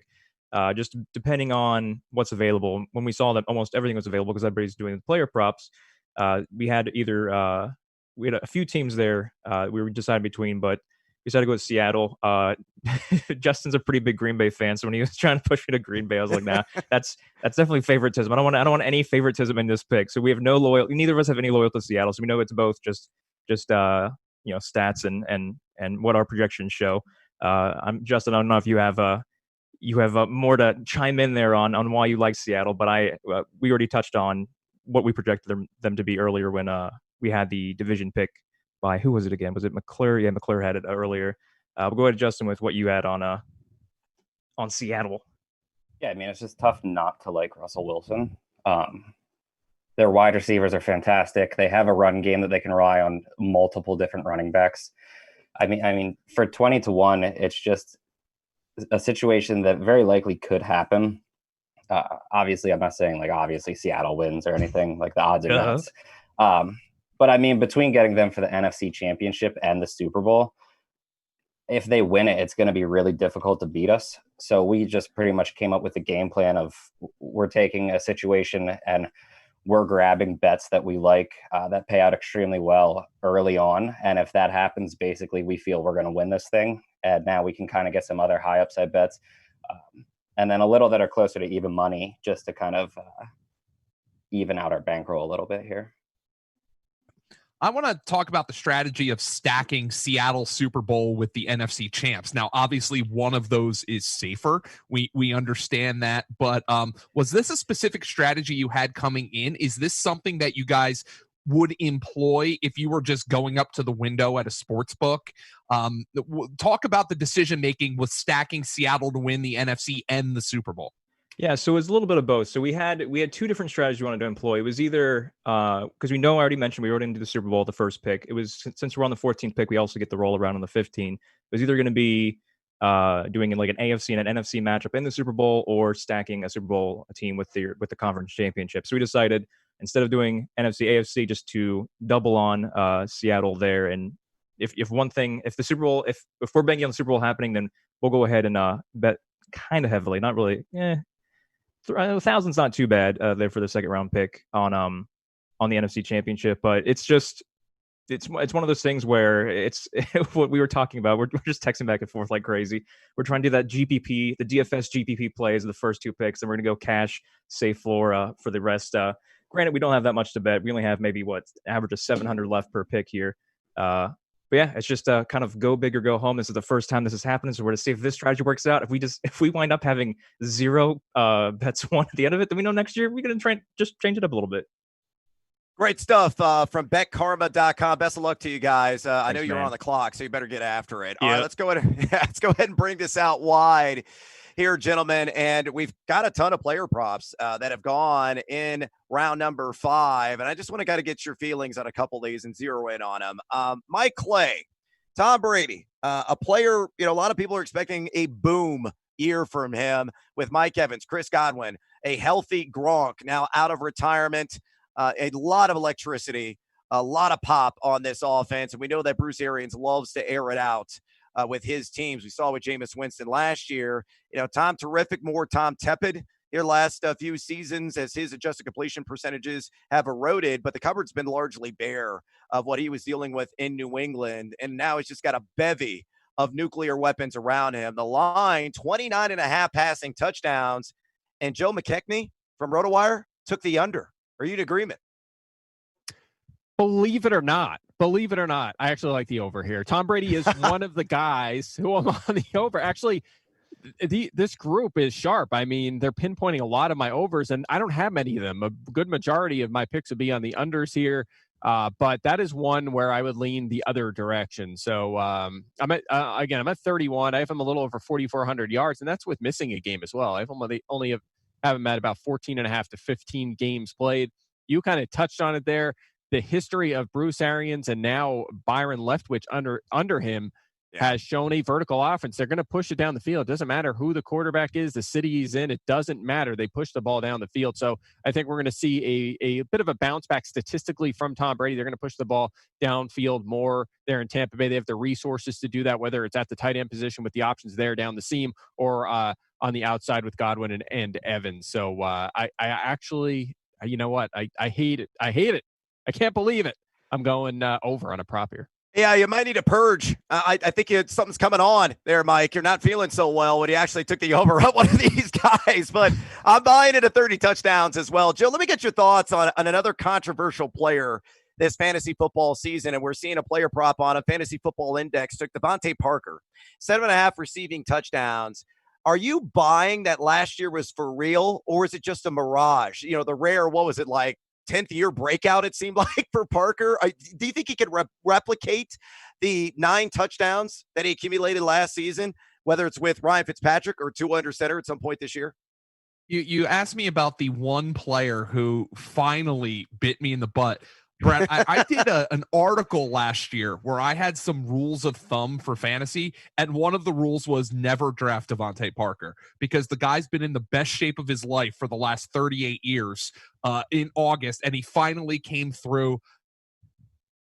I have a blind spot here. You can call it a bias, whatever. I would take the under on Devontae Parker props. Now, part of that, even though he kind of came through in this situation last year, is the fact that he's got 4 games against Tre'Davious White and Stephon Gilmore just by the nature of being in that division. So I think that's it. That's a tough draw. He didn't really break out until Preston Williams got hurt. How healthy is Williams going to be? I have a blind spot for Devontae Parker, but I kind of like the under on here. I can't shake the fact that the first 12 years of his career were so incredibly underwhelming.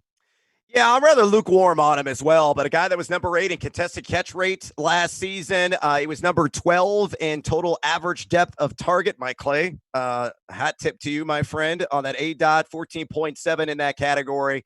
And he only saw, though, 25.2% of the red zone target share compared to Preston Williams, who was 40.7, though largely inefficient inside the 20-yard line last season. All right, going to press the pause button here. Interrupt once more, Brad, here. Yeah. One other thing I have to worry about that I forgot to mention, and it's great that you brought up the contested catch rate. Yeah. What happens if Ryan Fitzpatrick, who gives absolutely zero craps about defenders being near a receiver, doesn't play most of the season? I'm going to handicap it right now, guys, and say that Fitzmagic plays at least 10 games. Okay, and I would be more inclined to take the over then on Parker if I were to be guaranteed that Fitzpatrick is playing 10 or more games. But they have Tua. The fans are going to want to see Tua, and then I would be more inclined to take the under just by nature of him being a rookie quarterback. So I think that's a really interesting point that I should have made initially that your commentary helped me bring up. That's what I'm here for, man. I'm just here to, uplift my colleagues here on this broadcast. That's my job, Joe. And right now, we got to take a little siesta here on the FSGA Football Futures Draft. Coming up next, John Sheeran from FanDuel. We're going to ask him about some of the action that digital sportsbook has been taking this offseason. Where are they seeing the highest handle in terms of futures and some of the player props? You want to stick around for that conversation and try to get an inside edge and an inside look of what's going on at FanDuel Sportsbook. Stick around right here. SiriusXM Fantasy Sports Radio. Clear? Yeah, I'm sorry for interrupting there, but that was a great point, dude. That I absolutely should have made. I think Devontae Parker is one of the most controversial players in fantasy. And this is why I love this broadcast and what we're doing right now, guys, because this is the conduit, right? And the overlap that we're seeing between these two buckets with fantasy and player props. We have all preached this until we're blue in the face. This is the great connector between the two industries. And, it's going to guide sports betting to a whole new plateau through player props and trying to get these fantasy players on board to make those wagers. So I love it. Keep it going. I love it too. Unfortunately, I'm moving to one of the most Philistine states in the union when it comes. Oh God, where are you going?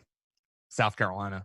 Oh, geez. Oh, now, fortunately, fantasy's legal, so DFS and all that. It's just I'm gonna have to reload my offshore.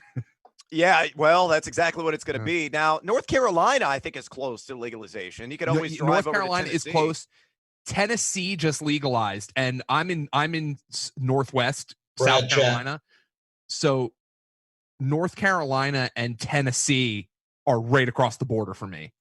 Perfect. So just make a road trip. Hey, John. Yeah, every Sunday.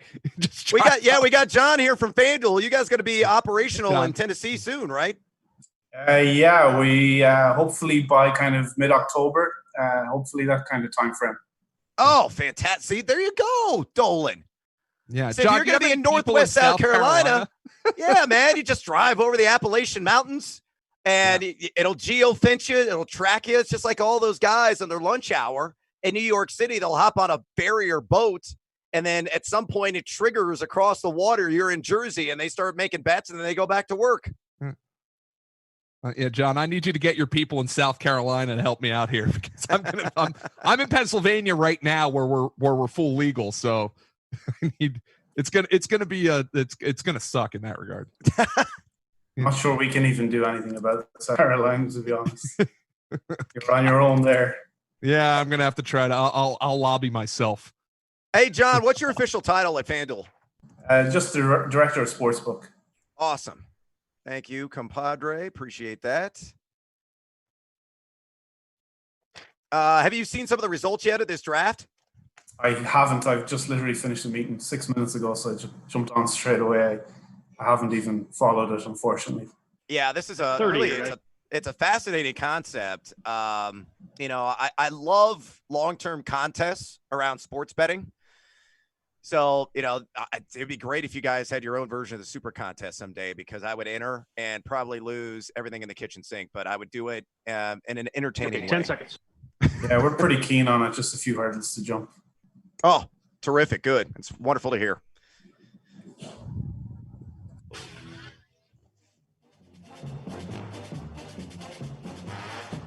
Jackson out of the shotgun. Wants to throw. Blitz pressure coming. Jackson hit. Lob to the end zone. Caught! Touchdown! Mark Andrews! We're analyzing player prop bets, odds to make the playoffs, and team win totals for the upcoming football season. This is the FSGA Football Futures Draft on SiriusXM Fantasy Sports Radio. Welcome back to the FSGA Football Futures Draft. Brad the Big Noise Evans here from Fade the Noise, joined by Mike Clay of ESPN fame, Joe Dolan from FantasyPoints.com, and we are rolling along right now in this 14-team exercise, 12 rounds in total with a $10,000 fictional bankroll, minimum wager $250 buckaroos, maximum wager $1,750, standings based on the highest bankroll at the end of the season with a 60-30-10 payout. And once the bet is drafted, he gone. It's off the board. And it's been fast. It's been furious. It's been highly entertaining. Last three selections so far here. I believe we are right now in round number 6. Miles Sanders under 9.5 total touchdowns. It's rushing and receiving. Teddy Bridgewater, comeback player of the year at 30-1 with a $375 wager with a potential $11,000 plus payout. John Harbaugh, coach of the year at 20-1, 250 down to win, $5,250. And the Cowboys, Super Bowl, 12-1. Will it be a party on the opulent yacht of Jerry Jones this season? $250 down with $3,250 as a potential winning ticket. Right now, we're going to head out to the phone lines, and we're going to talk to John Sheeran, a director of Sportsbook for FanDuel Sportsbook. John, welcome to the show and the FSGA Football Futures Draft. You guys got a fantastic product. Thank you for everything that you do. I am here in a legal state in Colorado. It has been blissful. It has been glorious. I've been rifling off on all kinds of futures bets and player props as well. My question for you is this. The player props market, you guys are adding them all the time to the FanDuel Sportsbook. Are you guys seeing increasing action on some of those wagers now that fantasy football players are maybe not as intimidated anymore about sports betting and want to at least be, curiosity factors in this new genre, and there's no better way to get involved than through a player prop? What are your thoughts on that, and what are you guys seeing right now in terms of some of the money movement in that department? Yeah, it's been super interesting, Brad, for the last year and a half since, we launched in New Jersey in July of 2019, or 18 even.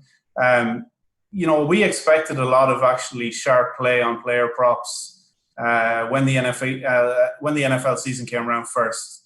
We knew that there was a good established database of FanDuel customers as well as on other platforms who were pretty sharp on player props. We weren't disappointed in the early part of that first season. The guys hit us pretty hard, and it became very obvious to us that we needed to do an awful lot of work to improve that. So we spent a lot of the last 2 years developing and investing in resource and additional kind of support teams that we have through Numberfire as well, data analytics, to get all of that to a place that we wanted. And we feel like we've made a lot of positive steps in that, but we don't rest on our laurels and think we've got it all solved. I'm sure you guys all see a lot of value here and there on the website, and we'll continue to work hard on it. But you're right, I think the growth area for us in NFL, as illustrated last season, I looked at this a couple of weeks ago, and we saw 3 and 4x through the season last year, from September all the way through to the postseason, in growth in handle on player props week to week. So we're going to continue to invest heavily in giving everybody more opportunity to bet different player props, even from what we have right now. Good stuff. So there's been a lot of bets so far. We're in the 6th round. We're just tearing through them. And I'm going to put you on the spot a little bit. Is there something in the back of your head that you love? Like if you were in this right now, is there something that pops in your head that you would jump on right away, maybe with that first pick?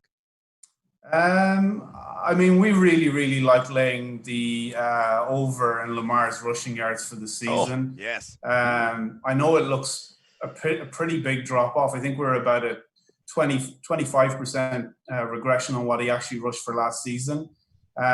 We just feel like, they can't have the lead the way that they did last year through the season. So definitely expect to see a lot of, less design run plays designed for him. I think J.K. Dobbins is a very interesting draft for them as well. I think the fact that they've invested in him, I think protecting Lamar is an important one as well. I think they may not want to see some of the hits that we saw last year on him. We've got lots of precedent with other quarterbacks that obviously regress pretty quickly off the back of that. Marshall Yanda's a small point, I would say, on top of that as a guard that's retired there as well. So for us, that's probably the one that we've tried to be very, very aggressive in terms of laying. And we've seen plenty of money for the overs. People look at that and they think it's a big drop off. And we're excited to kind of see how that goes through the season. I know you can't see our draft board right now, John, but I'm wondering, you guys at FanDuel, if you have any idea where your biggest liability right now is in terms of a prop or a future, because I'm interested to know if it's come off the board here thus far in our draft. Yeah, I think there's been 2 in the player props that I would highlight. The one we just spoke about with Lamar definitely is one. I think people just see that number and think it's far too low without necessarily delving too deep into it. I think Gronk is the other one.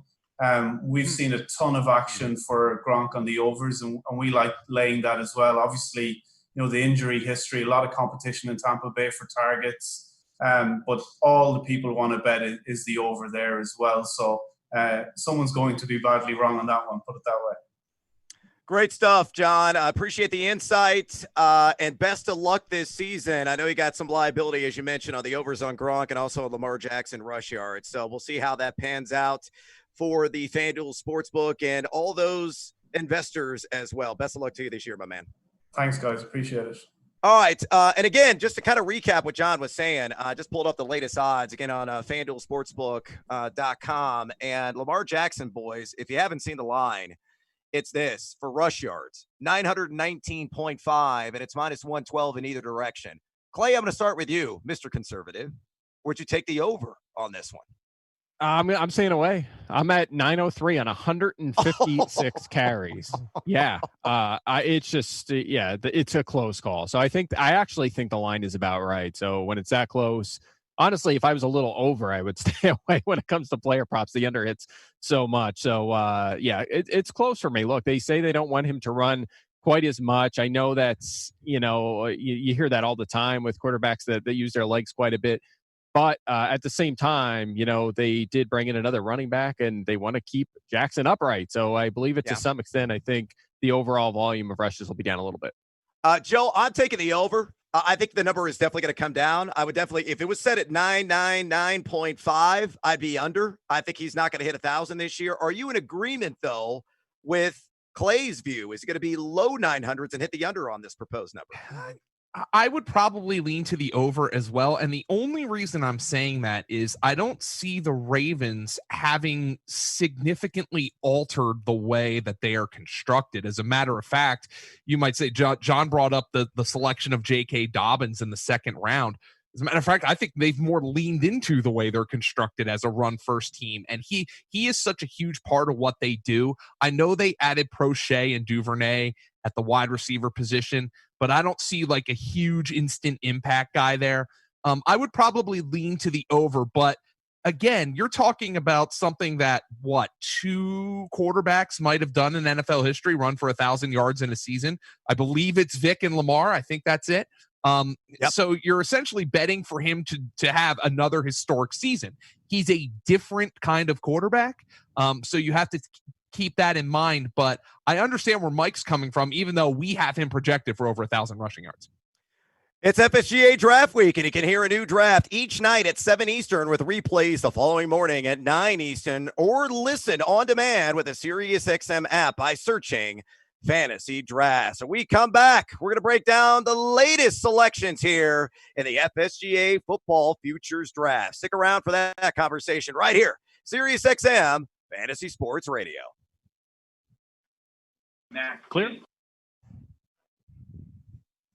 Yeah, that's one of the more fascinating ones. I am not shocked of the liability. What I am shocked by is the fact that it's still minus 112 in the over.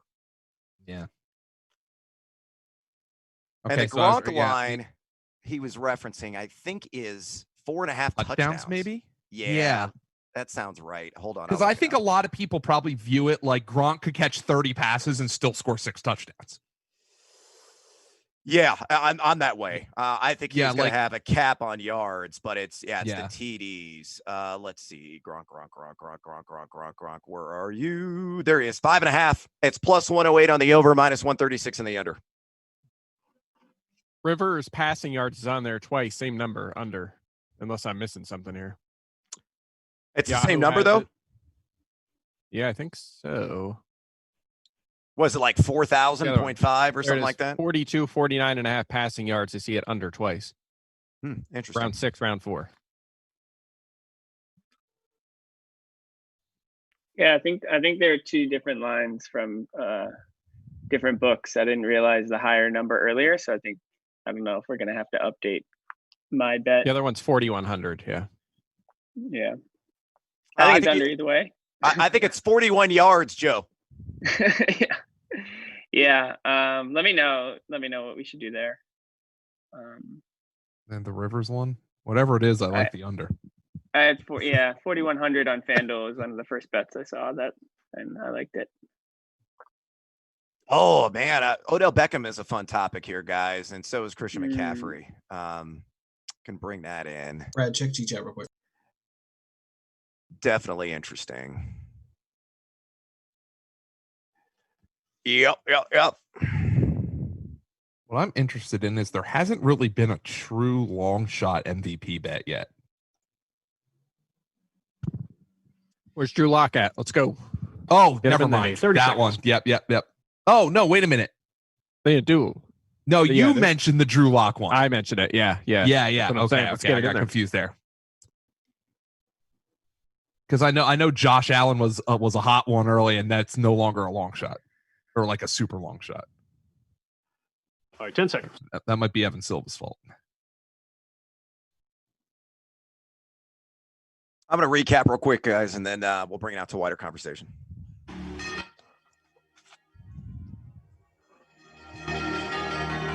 Shotgun.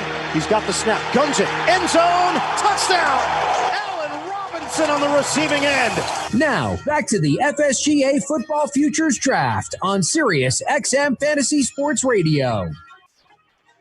Welcome back to the FSGA Football Futures inaugural draft. Brad the Big Noise Evans at your service from Fade the Noise, alongside Mike Clay of ESPN and Joe Dolan from FantasyPoints.com. This has been fascinating, guys. It's been one of the most enthralling exercises I have ever seen because nobody's ever done this before. We're in uncharted waters, unprecedented territory. Let me give you a rundown so far. Again, we got 14 teams, got 12 rounds. They're working with a $10,000 fictional bankroll, minimum wager $250, a maximum wager $1,750. We're going to see who's going to have the highest bankroll at the end of the year with a 60-30-10 payout. And once a bet is drafted, it is indeed off the board. Fantasy Pros, Dan Harris, he's got $4,400 in, and I believe he has the highest potential payout, at least one of the highest ones, $140,600 if he were to hit all his bets, because he's taken a lot of middle range and some long shots as well. The longest shot we've seen so far, the Falcons winning the Super Bowl, $250 down, 100-1 odds of that hitting. Of course, led off the entire draft with the New Orleans Saints at 10-1. And Blake Hart at Bella Wood, she has the lowest bankroll left of $1,950 with a chance to win $22,524. She really went hot and heavy early with some of the max bets. 3 of her first 4 picks, maxing out at $1,750 on the Saints to win the NFC at 5-1. Followed up with Joe Burrow on the over. Mike Clay and I have a fat, juicy T-bone steak on the side. I'm on the over. He's on the under at 21.5 passing touchdowns. And Zeke Elliott, also a max bet of 1,750 on the under rushing and receiving yards combined of 1,734.5. All right, I'm going to bring in Joe Dolan right now, again, from Fantasy Points. Joe, I want to get your thoughts here. Lamar Jackson just went off the board. We were talking to Joe Sheeran from FanDuel, and he goes on the under at 919.5. But I think the pick before that, really fascinating. Drew Brees, MVP at 20-1. He's 40-something. Obviously, a rocky offseason for Drew Brees for some of the comments that he made, then rescinded. Hopefully now he's in a good place, but really set up for success. And we talked about it, early on in this draft, the New Orleans Saints, very popular pick. So seeing him at 21 odds to win the MVP in round 7 seems like a pretty good value at this point. Yeah, we see two guys in the 7th round go off the board with Breeze at 20-1 to win and Russell Wilson at 12-1 to win the MVP.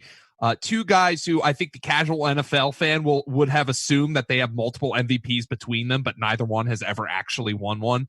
And you wonder if people are going to view this as kind of a going away tour for Drew Brees. If the Saints, and this draft room has been hot for the New Orleans Saints, if they go 13-3, 12-4, is Drew Brees going to get that kind of legacy award that he's never actually won here by winning the MVP? I think his odds are lower, though, than a lot of people. They're lower than Russell Wilson. They're lower than Dak Prescott. They're lower than Kyler Murray. And I think part of the reason for that is the Taysom Hill factor. And laugh all you want, but Hill comes in, he takes touchdowns, he takes production. I think that's part of it. Now, last year, Drew Brees got hurt, which hurt his MVP chances, but just fascinating to see where that number is. I don't think many would have assumed that Kyler Murray would have shorter odds to win the MVP than Drew Brees. Well, let's bring in a guy that's invested in a couple of New Orleans Saints wagers, and that's Hunter White from Prize Picks. Hunter, you took Alvin Kamara and the over on rushing receiving touchdowns. That's actually one of my favorite overs that you could possibly wager on. I've seen it at some books with plus odds. The line is 10.5.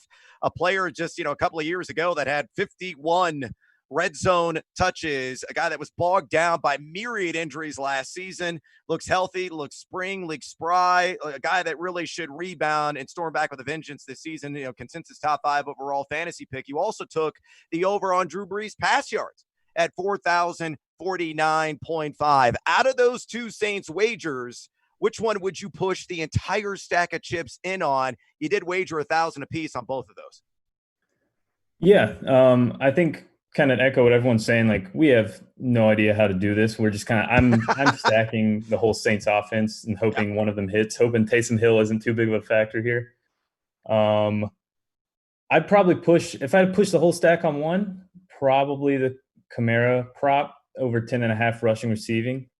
I think he's going to get the ball no matter what. Taysom Hill shouldn't play too much of a factor there, but we're really loving Alvin Kamara this year to be 100% healthy.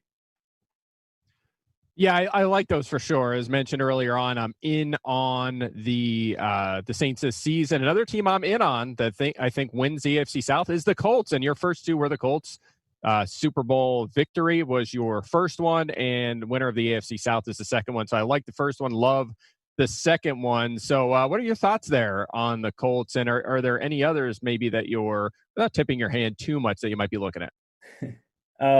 Yeah, like I think someone said it in the first round, whether you go a strategy of long shots or, just kind of taking player props. But we were kind of looking at the long shots. We thought the Colts really had a repulsed offense in the offseason. And, they had 4 or 5 losses by just single digit points last year. So I think with Phillip Rivers there, it could be a Super Bowl contender. They were a great team last year, just had a lot of injuries, but we were riding high on the Colts. We were going to go the Saints, but that was first team off the board. So kind of had to change up the plan. on the flip side, you have two guys, prop bets for two players who are going in the top 15 of fantasy drafts here, but under on touchdowns. That's 9.5 receiving touchdowns for Tyreek Hill. That's receiving touchdowns. That's important to note. And under 9.5 receiving plus rushing touchdowns for Miles Sanders. Hunter, what's the rationale on those?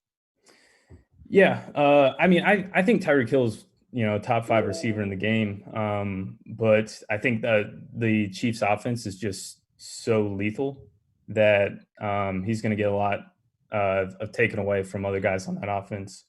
Miles Sanders sort of the same way. I think that Eagles' backfield is pretty crowded, especially adding Elijah Holyfield. But yeah, I think the unders on that take are pretty strong, and that's kind of what the rest of my team is kind of echoing to me. Great stuff, good sir. Best of luck to you. Rest of the way, we'll see if you add any additional New Orleans Saints wagers to the ledger. So we'll see what happens there. Thank you very much, my man. Hunter White from Prize Picks. Guys, we had a pair of Todd Gurley player props that just came off the board, and both were on the under. Gurley rush yards at 924.5 and rushing TDs 9.5. An $800 wager on that one on the under with a $1,000 potential $527 payout. Mr. Clay, what is your algorithm? What does your computer say about TG3 and his new digs in Atlanta? It says those were good bets. That's what it says. 9.5 rushing touchdowns. I'm at 6.8. We talked about that earlier, just kind of working through the Gurley. Actually, I mentioned that one specifically earlier, right? So I like that one a lot. Again, not even close. And then the rushing yard, same kind of thing. I'm at 856, the line's 924.5. So on the under there, 800 and 900 were the bets there. I think that's a perfectly reasonable number, but a lot has to go right for him to have another big season. He's coming off an inefficient one, and before the inefficient season, he was hurt. So, and again, the Dirk Cutter offense is built around the passing game, including scoring touchdowns through the air. So I really like these bets. He's got what, guys? He's got an arthritic knee as well. So you might want to stockpile some shares of Vito Smith very late if you're in a deep fantasy league as well. Joe Dolan, let me get your thoughts on Jerry Jeudy, who just went a couple of picks ago. First year with the Denver Broncos. We love Drew Lock and his upside this season. We'll see if he can take that quantum leap forward with all of the weapons around him and what seems like a nourishing environment. Sounds like John Elway may not have screwed this thing up for once, but it's all going to hinge on Lock and his overall production. But Jerry Jeudy's line, 774.5 receiving yards, and it went under for Fantasy Football Index, $800 with a $1,527 potential payout. Do you agree with that? Well, I think the more intriguing thing here, and I think I do agree with the Jerry Jeudy one, but I think we should probably talk to Ian Allen about this when we have a little bit more time because we're up against it. Not only has he bet all player props thus far, he's bet them all under, picked them, drafted them all under through 8 rounds. That's a man after Mike Clay's heart. That's what that is. Yes, Joe. Here's the intriguing thing. Of those 8 under player props, 5 of them are rookie receiver under receiving yards props. Yep. So we don't have enough time on this side of the hour to get Mike's thoughts on that and have a discussion. But this is maybe the clearest example in the entire draft of a strategy being executed. Now it's a low upside in comparison to some of these shorter odds bets, but Ian has clearly had a plan and he is executing it right now. So that's fascinating. And by the way, just on the short side, I do like the Jeudy under, maybe a little bit more than I like some of these others, but interesting strategy. Yeah, no doubt about it. Under on Justin Jefferson, under on Henry Ruggs, under on CeeDee Lamb, and again, under on Jerry Jeudy, 774.5 receiving yards. Is this a potential ripple effect of the times that we're living in? Have those Zoom sessions really soaked in? We don't know. We're going to talk about more of the FSGA football futures draft here on the flip side, SiriusXM Fantasy Sports Radio.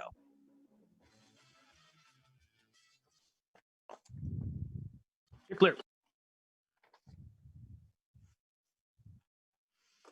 Oh, interessante. I didn't even notice that until you brought it up, Joe. I've been monitoring that for a few rounds. Yeah, so I thought that was a good opportunity to bring it up. Well, I tell you what, we haven't talked to Ian yet, have we? No. Nope. Hey, can we bring him in next, guys? Hopefully we can. I'll hit up Drew. Yep. Okay, cool. We'll have him next. We'll get his thoughts on that because it is really interesting, and I'm wondering if it is coronavirus related. Because I want to get your guys' thoughts on this because I don't think the impacts are going to be that severe for these guys. I think the cerebral part with all these Zoom sessions, the film study, as long as they can put it in motion into practice and don't skip a beat during training camp, I think it could accelerate their growth. So I think what's interesting to point out is now obviously it's different because of the circumstances, but you look to the 2011 NFL season, where the offseason program was essentially eliminated because of the lockout.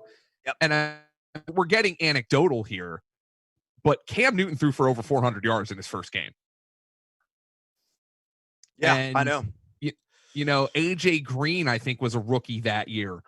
Andy Dalton, I think, was a rookie that year. And those guys had pretty good rookie seasons. So it's really interesting to look at it from that perspective, because there were rookies who had good seasons in 2011. Yeah, and I think it was with the injury rate spiked, it was like 17.5%, if I remember that year. So that's the downside. That might have been a factor too. Yeah. Yeah. That'll be interesting. Depth's going to be so key this year, guys. Oh my God. That first major player that gets a positive test in like week 2. Oh, yeah. It's going to be wild. It's going to be nuts. It is interesting though. Now I think AJ Green and Julio were better prospects than any of the receivers in this class. But both those guys went over, I think, 1,000 yards as rookies. So Julio might not have, but they both had good seasons. Yep, I agree. Okay, all right, we'll get a couple of the interviews in here, and then Mike, you're going to do best available at the end of this segment, correct? And my first wager is going to be $1,000 of my $10,000 budget. The Saints to win the Super Bowl. The New Orleans Saints have won their Super Bowl championship. We're going to do Calvin Ridley over 955.5 receiving yards. Matt, going to cut it loose. There's Ridley. Caught it. Did he hang on? Sure he did. Touchdown, Atlanta. So with our first selection here, we're going to also run out a max bet, and it's going to be on the Seattle Seahawks to make the playoffs. The Seahawks are in the playoffs. You're listening to the FSGA Football Futures Draft on SiriusXM Fantasy Sports Radio. Well, welcome back to the FSGA Football Futures Draft. Brad the Big Noise Evans here, joined by Mike Clay from ESPN, Joe Dolan from FantasyPoints.com. I am, of course, from Fade the Noise. And you can watch our video live stream right now, and also all of the action that is powered by Real Time Sports. Our video live stream powered by FantasyAlarm. Just go on Twitter and go to @SiriusXM Fantasy. You can find all the information streaming right there. Click off to some of the hyperlinks as well to see what is transpiring right before our eyes. And look, we've got a 14-team draft. Unknown to people until today, because it's the first time anybody's ever done this before. It's moving along swimmingly right now. We got 12 rounds, $10,000 of fictional bankroll, minimum wager $250, the maximum wager $1,750, and a lot of people were maxing out early in this draft. We will determine a winner at the end of the year. Who will be the grand poobah of the sports betting universe, according to the FSGA, based on the highest bankroll? We've seen some stretches. We've seen some safe bets. We've seen some really interesting strategies overall here, fellas. It has been wild. It has been wacky, and it's just been riveting content, to say the least. And right now, I want to bring in Ian Allen from Fantasy Football Index, because Joe Dolan brought this up before we had to take a little siesta here on the broadcast. And Ian, you've got a remarkable strategy going on right now as you are hammering the unders across the board. You've hit every single wager with a player prop, and the majority of them have been rookie wide receivers. First question I got to ask straight off the bat. Are you doing this due to the circumstances, unique COVID-driven times that we're living in, or is there another explanation behind the rationale here? The pandemic was a factor for me. I think there is a chance that we play 12 or 13 games and not 16 games. So I kind of decided before this thing started, every single bet was going to be an under for me. And then with the rookie receivers, the hit rate is not real good. I kind of looked at the last 10 years. There's been 30 wide receivers selected between 20th and 40th, and 80% of them have been under 700 yards. So I saw those numbers. They all looked real high. And as you look at them individually, I don't think the setup's great for most of those guys.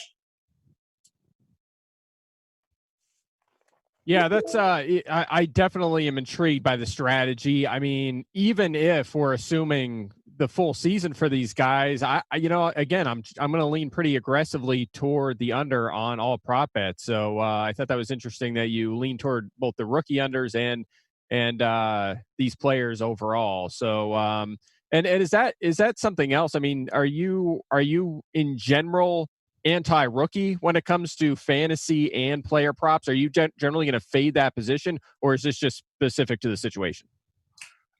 When you look at the overall numbers, there's way more misses than hits with these guys. It takes a year to figure out what's going on. They're doing it without a training camp or off-season work this time. I didn't think Jalen Reagor was going to be a first-round pick. I mean, I think he's probably going to be learning this year. I just don't see him coming in and being an instant big-hit rookie. Ian, let's talk about Todd Gurley. I thought it's the worst kept secret in all of fantasy football that the Rams think Todd Gurley's cooked. They've thought he's cooked for about a year and a half now, but he still maintains some fantasy value because he fell into the end zone double-digit times last year. You have him under 9.5 rushing touchdowns, and I got to be honest, I have 0 shares of him for fantasy. If I were betting props, I'd be going under 2. Does it scare you at all that they have very little depth at running back, or are you just betting against the fact that, Gurley is a shell of himself at this point? I actually kind of, they got some good goal line work out of Kadri Allison late last year. He's kind of a big thumper. It would not surprise me if they use him a little bit. But again, hey, we're getting maybe a shortened season. The knee problem, is he playing a full year? Probably not. And even if he stays healthy, 9.5 rushing touchdowns on that team, that's a big ask. Great stuff, Ian. Best of luck to you. We'll see how many more unders you take, which I think is going to continue to be a theme here.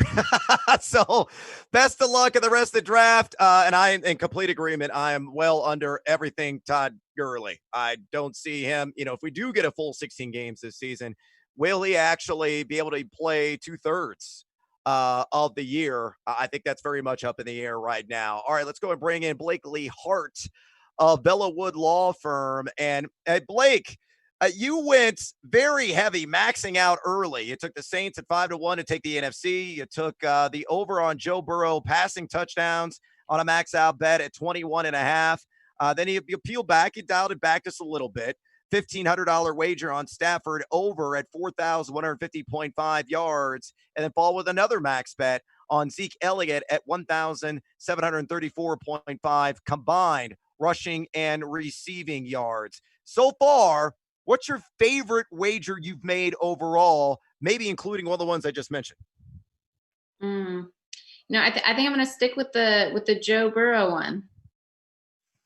So you're digging Burrow this season on the over on 21.5 passing touchdowns. You were buying. And Joe, puffing on a cigar, being the most chilled dude, the coolest cat in the room. And you believe that his accuracy is going to transition seamlessly to the next level. I do. I think if Baker can get 23 touchdowns last season, how he played, I think Joe can easily get over 21.5. Let's look at this Zeke. Sorry, Mike, you go ahead. All right, yeah, I was going to say a little shots fired there on the Burrow one because we're going a little head to head. So we might have to make this a 3-way side bet or something here. I'm in. I know Blake's in 100%. Yeah. She's going to side with me on this one. I'm in. All right, we'll wait till we'll have to figure that one out. So speaking of Baker, you're going under on that one. I like that one. Actually, we disagree on Burrow, but I like a lot of the other ones. The Saints, Stafford over yards, Zeke under, and that the Mayfield one going on the under as well. So what's the thought process with Baker? I just how he played last year. I don't see him getting better. seemed to get worse throughout the season to me. And I think he hit his peak, and I don't even know that, they'll play him all year. They took him out partway through the season this past year. So I don't know, just no faith in Baker. Loved him at Oklahoma, but don't think he's holding his own.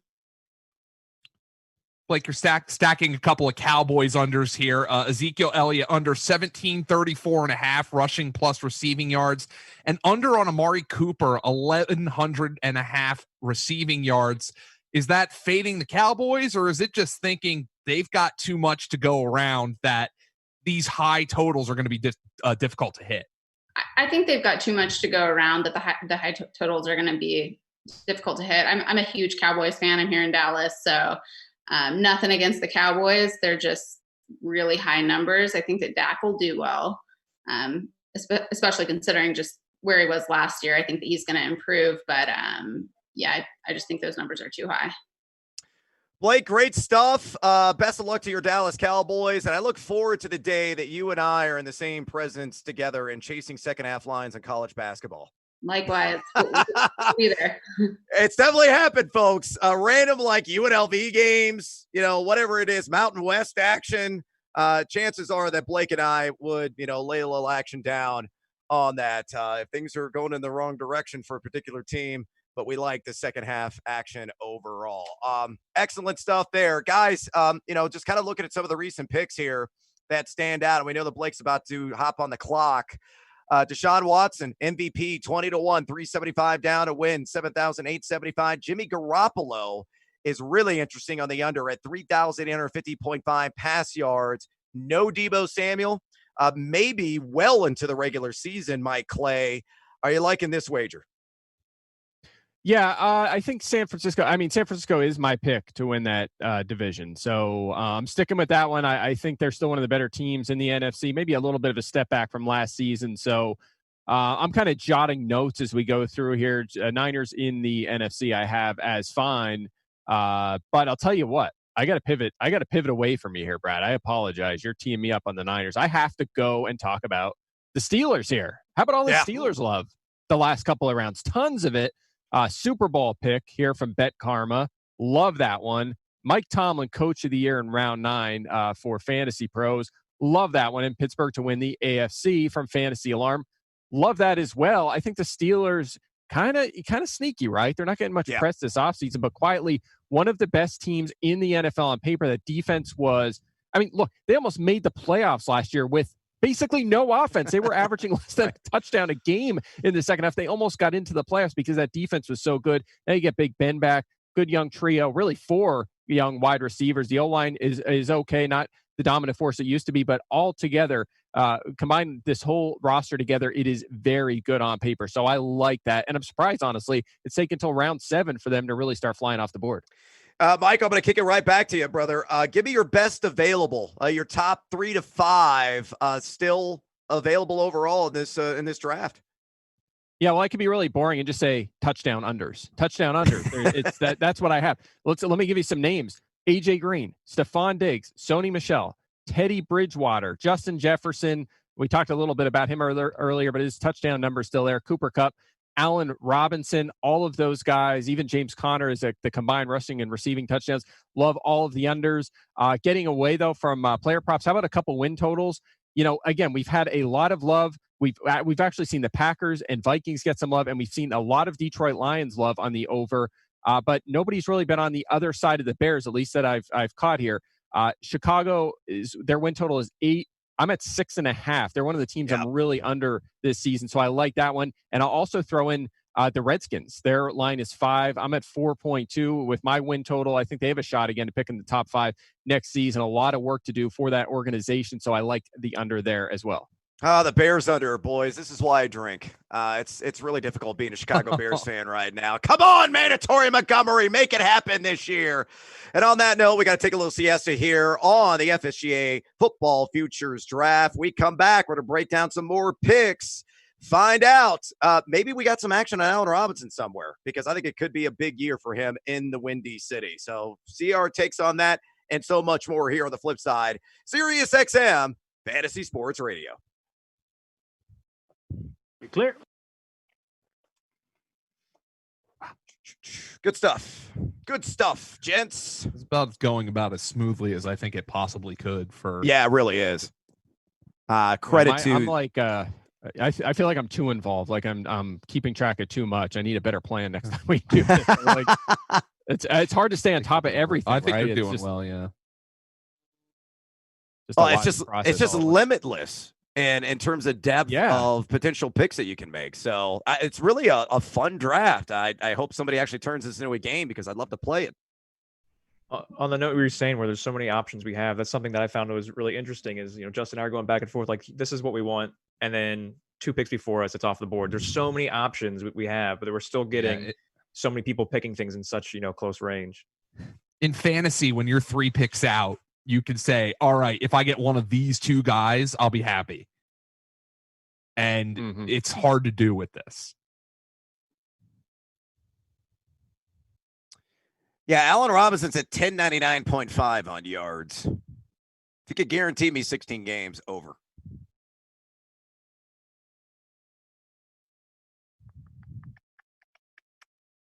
Love that. What are you guys on Juju this year? I got it. Let me. I don't know what the line is up the top of my head. I'm in on him. Juju. It's 1099.5. That's what's listed here. The thing that scares me about Pittsburgh with these bets is despite Roethlisberger having a porn addiction and hurting his elbow, they didn't upgrade the backup quarterback spot. So if he gets, he's close to 40. If he gets hurt again, I know they won 8 games last year. Yeah, Cam. Cam makes sense. My favorite prediction, the one that didn't come true, was I thought Jameis was a great fit there because I think he and Ben play similarly. Yeah, I thought so too. I agree with that. Yeah, I agree with that a lot. I'm a little under on Juju. Nothing crazy, but I mentioned early on, I think these props in general are way too high. Most of mine are unders. There's just other books. Like Caesars are pretty competitive with my projections. Yeah. These ones are high. It's crazy. Yeah, Cam with them would be perfect. Oh, absolutely, 100%. I'm actually shocked that Cam hasn't signed yet. I wonder if he's waiting. They like their backups, they say. Okay, 10 seconds.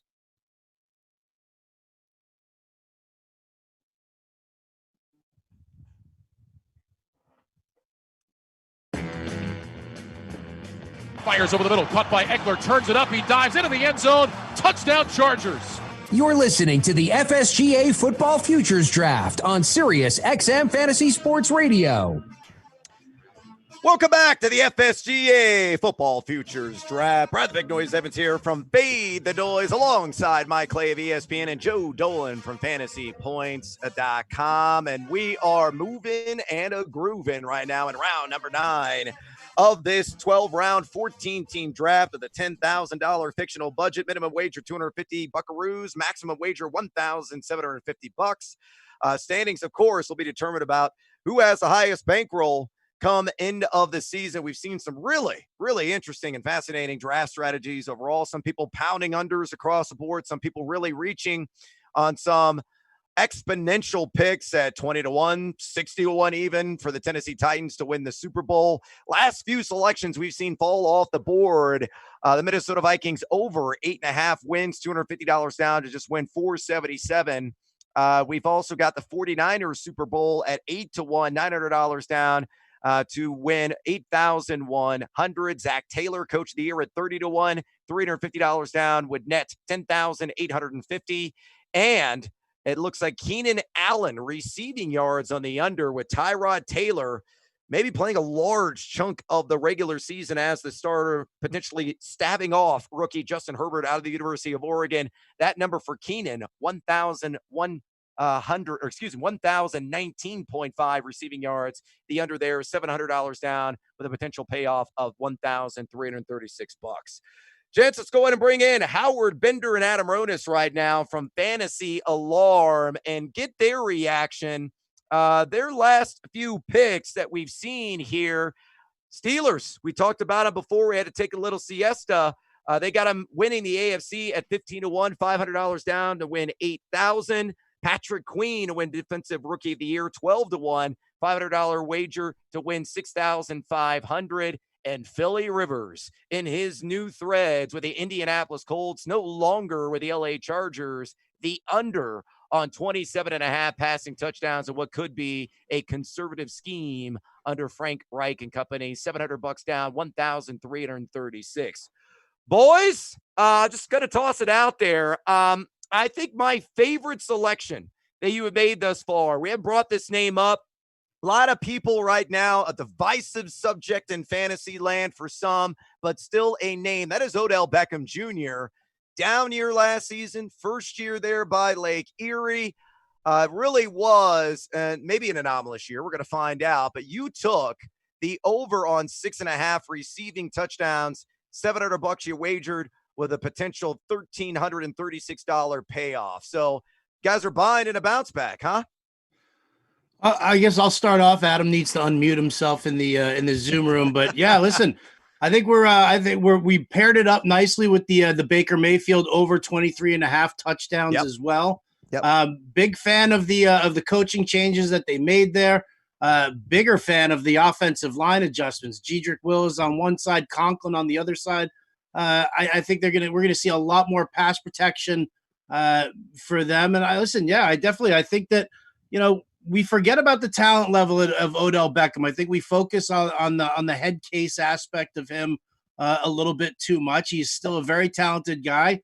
And I think that with some improvements on Baker Mayfield that the coaching staff should make and giving him more time and helping him with his footwork, I think that both of them are primed for a nice little increase. Yeah, I agree. We agreed on the Browns tandem. What we did is we went with a lot of player props. We probably should have mixed in a couple long shots a little bit earlier on because a lot of them were taken off the board. But you got to remember, only one team can win the Super Bowl. Only one player can win the MVP. And a lot of people took those bets. So we clearly don't have the highest payout potential, but we went with a little bit more of a conservative approach and then took some more shots here towards the end. But a lot of the props that we wanted with those longer odds were taken off the board. So we probably should have mixed in one or two a little bit earlier on to get the ones that we prefer. I think it's fascinating, guys, that you took Carson Wentz over 38.99.5 passing yards. Threw for over 4,000 yards last year without a single wide receiver getting 500, which is the only time that's ever happened in NFL history. I think there's probably a discount built in here because of Wentz's injury history. But what was the thought process there? You made that a pretty early selection with your 4th round pick. Yeah, I gave my list initially to Howard, and then he agreed with that one as well. And like you said, we are getting that at a low number because of the injuries. And it's amazing the numbers he put up last year with the lack of valid wide receivers. I mean, it was basically the 2 tight ends were their top targets. And let's not forget what Miles Sanders can do out of the backfield. So there's still some risk with the health of Deshaun Jackson, also Jeffrey. They bring in the rookie rigger there. But yeah, I mean, if Wentz stays healthy, I expect him to really go over this number. And I think in some fantasy drafts, we're seeing him undervalued as well. All right, good stuff, boys. Get back at it. Really curious to see how you wrap this sucker up. Again, you can watch the video live stream right now, powered by Fantasy Alarm. Howard and Adam Ronis' group there. Just go to our Twitter account at SiriusXM Fantasy to see the scrolling ticker, to see the draft order, all the participants. This, of course, being powered, and beautifully so, really seamlessly, by Real Time Sports, the draft board. It's been flawless so far here, guys. All right, let's go ahead and pivot now. Let's go to Dan Harris, who kicked this whole thing off by taking the New Orleans Saints at 10-1 with a $1,000 wager. He had the first overall pick. Dan, you, of course, are from Fantasy Pros, and what a fascinating strategy, my man, that you have put together here. You want to talk about flying the Team Huevos flag.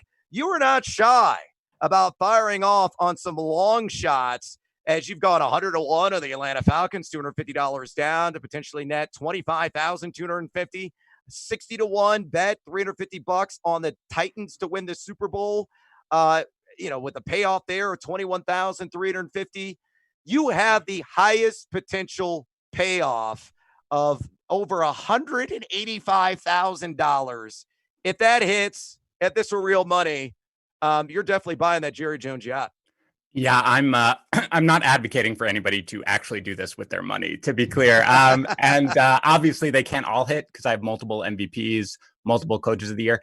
But yeah, we talked about how nobody knew what they were going to be doing in this one. I had no idea what the strategy was going to be. So I basically figured that, look, if I took my 10 best player props, which I have a lot still on the board that I really like, and I bet, whatever, $1,000 on each or $900 on each to make the budget. And what my total profit that I can make is roughly $10,000, right? If Wentz hits for MVP, pretty much this competition is over. And I realize that it's long odds, but I try to keep it, the Saints to win the Super Bowl. I really like, I looked a lot at Coach of the Year. We were talking offline. Stefanski sort of is a prime guy. Frank Reich, a team that improves their win total. I have the Browns over 8.5 wins. If they can get to 11, he's probably going to get it at 20 to 1. So yeah, I took more of a long shot approach because I think in a competition like this, that's what you're going to need to win it.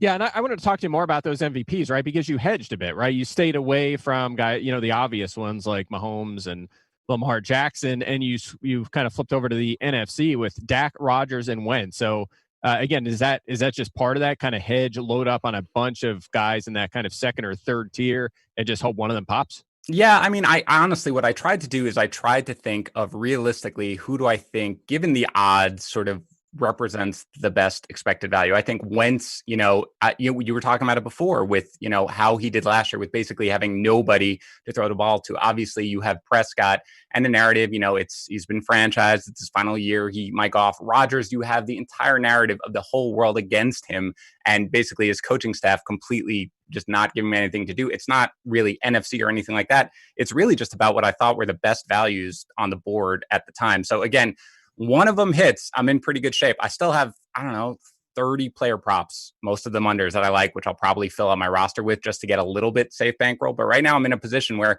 if one of these guys hits, I'm in a good shot to win. All right. Best of luck to you, Dan. Really fascinating to see if this thing plays out for you. Again, you've got the highest payoff potential by a significant margin.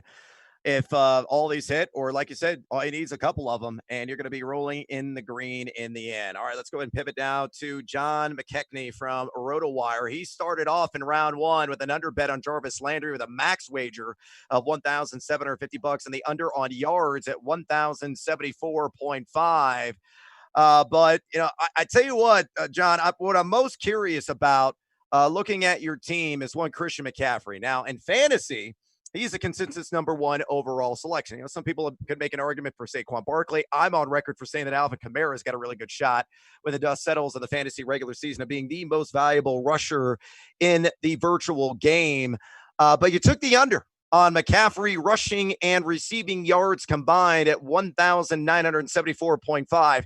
Not a hefty wager, not a major payoff on that 500, potentially winning 954. But wanted to get your mindset, your thought process on the CMC Football Factory. Do you feel that he is going to regress overall in this Matt Rule offense? I do. I think that they're going to try to focus more on facilitating a little bit more to the receivers and to Ian Thomas, the tight end. Obviously, McCaffrey's still going to be very involved in that passing game, but you're effectively asking him to go 1,000 or somewhere in that range. Obviously, he did it a year ago. I'm just kind of betting against him being able to do that again. I mean, he smashed that last year, like 2,300 yards from scrimmage, but this year I see some regression baked in. I see some of those touches and targets potentially going elsewhere for those Panthers as Joe Brady tries to get things opened up a little bit more. We'll see if Teddy Bridgewater can help make that happen. But I think overall that just is such a high number that I was willing to bet against it. All right, how about pivoting over to the AFC? There's a team here that I'm not so fond of. I mean, look, Deshaun Watson, I think, is underappreciated for how good he is because of Patrick Mahomes and Lamar Jackson, what they've done the last couple of years. However, I just don't know if the Texans are quite dominant enough now. You lose DeAndre Hopkins. The O-line's still a work in progress. The defense isn't what it used to be. A lot of talent lost there. But you have a couple recent picks, Houston, to win the division in round 8. And your most recent was $1,000 on the Texans hitting the over on the win total. I got to be honest, not super in love with those, but make your case. No, I understand that the Texans optically have not done very well for themselves. I mean, such a light return for the DeAndre Hopkins trade, a pretty anonymous draft that they had as well. But I still think when you put it all together and you have Deshaun Watson back there, the idea of him playing 16 games and the Texans still going under 500, I think that was enough for me to, kind of go the other way with that. And I like the 3-1 odds to win the AFC South. I know that the Titans are up and coming, and Indianapolis has gotten a lot of love in this exact draft. So I just kind of wanted to zig where everyone else was zagging there and just kind of back the Texans. I didn't really come into this thinking that I was going to go that way, but just the way that the board fell, it felt like backing Deshaun Watson, not the worst idea in the world. So that I just kind of went with it. John sorry, not John. Or it is John. Yeah, it is John. I don't know where we're at right now. Best of luck to you. Appreciate it. We got a lot of teams. We got a lot of players. We got a lot going on right now. So we're juggling a ton. So we're going to press the pause button here on the FSGA Football Futures Draft broadcast. Look, it's FSGA Draft Week, and you can hear a new draft each night at 7 Eastern with replays the following morning at 9 Eastern, or listen on demand anytime at your convenience with the SiriusXM app. All you got to do is search Fantasy Drafts. Coming up next here, we're going to talk to Adam Wexler of Prize Picks, and we're going to have him grade Hunter White's draft, his employee. Is he going to get a Christmas bonus this year? We're going to find out next here on SiriusXM Fantasy Sports Radio. Okay, you're clear. I don't think I'm getting a bonus no matter what he says. Oh, that's great.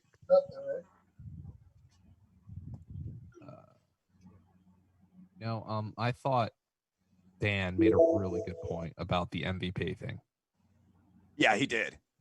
Like if Wentz hits 26,000, that's more than 2 teams in the league have total potential winnings. Yep.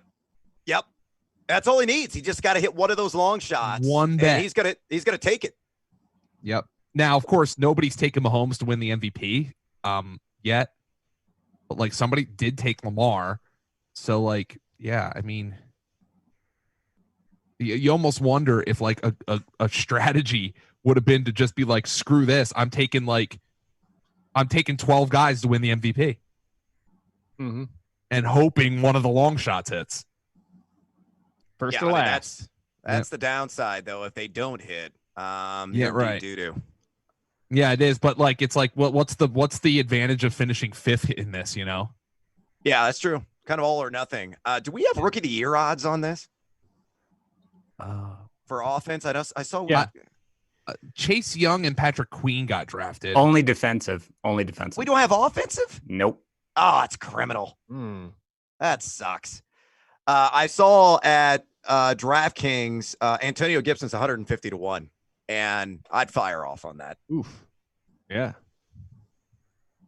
Now, I'm a Keyshawn Vaughn apologist.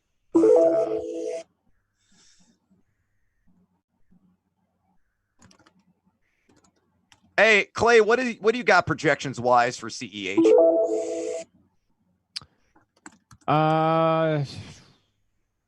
About around his ADP. I'm a little below it. I'm at 188 carries, 824 yards, 7 touchdowns, 43 catches, 363 yards, 3 touchdowns. So the touchdown's the big one, kind of carries him to top 20 season.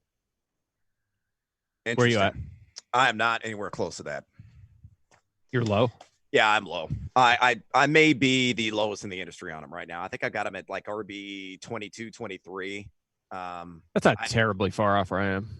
No, it's not. I just think that Damian Williams is going to play a much larger role. I don't know if you saw Nate Taylor's reporting from The Athletic. He thinks, it's going to be a 70-30 split initially, and then eventually diminish down to like 55-45, but still Damian Williams in the captain's chair as long as he stays healthy. Interesting. Yeah, I found that really interesting too. 10 seconds. Stand by.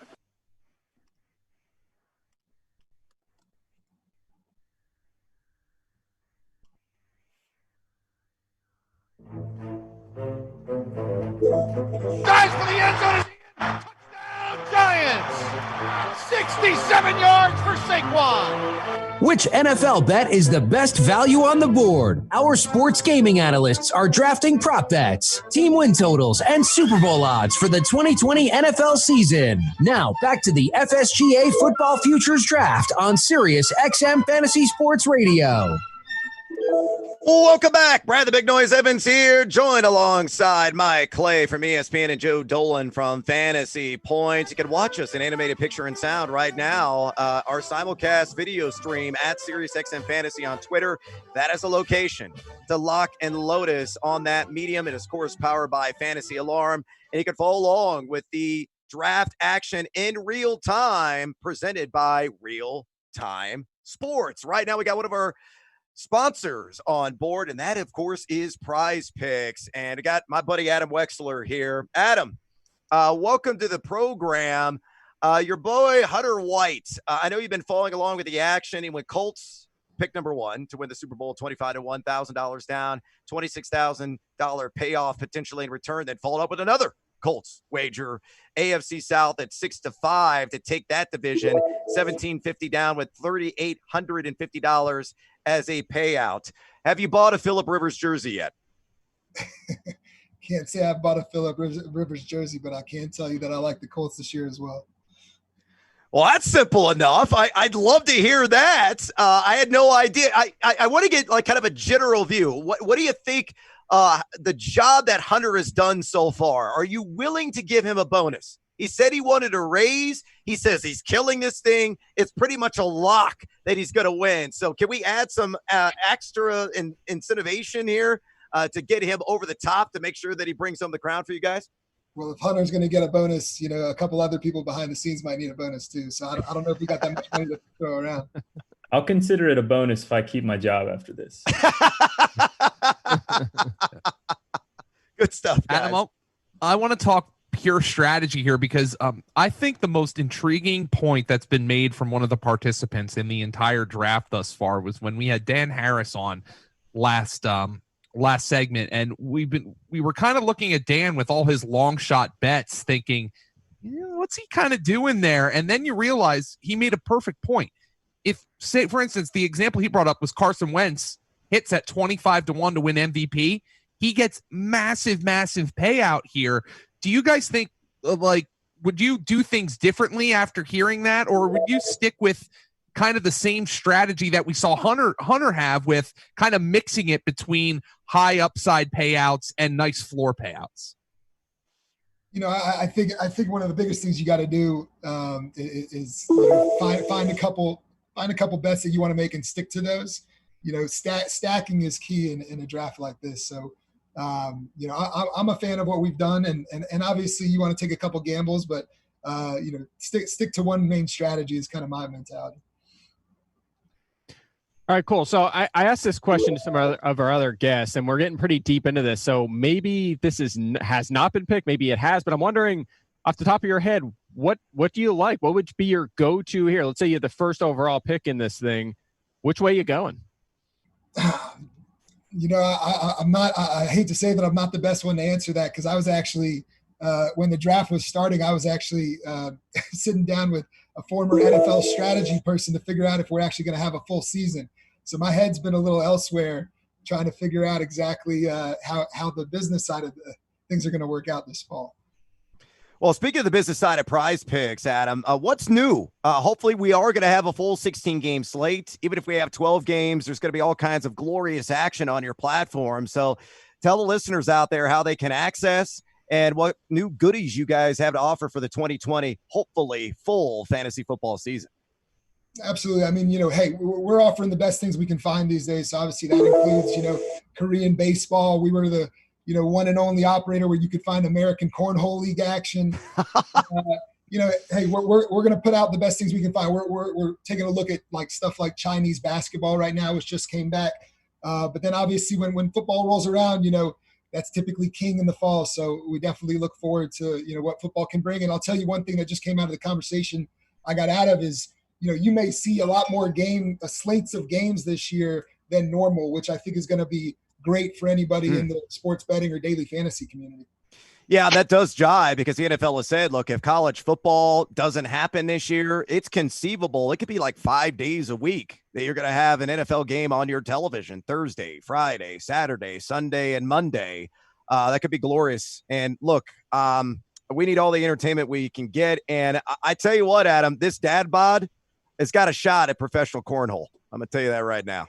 So I appreciate everything you're doing. You're going to have to compete with the 17-year-olds, They tend to be some of the better players out there. They've got all the time. I'm not going to lie to you. I have watched another late night tip, Mike Clay, on ESPN, the cornhole. I find it fascinating. I play the game all the time, and I love a good Johnsonville brat. So it's like the best of all worlds. I completely agree. Cornhole's definitely had a moment, and I think they're going to be here to stay. And look, it's an emerging professional league, and it goes pretty well with football too.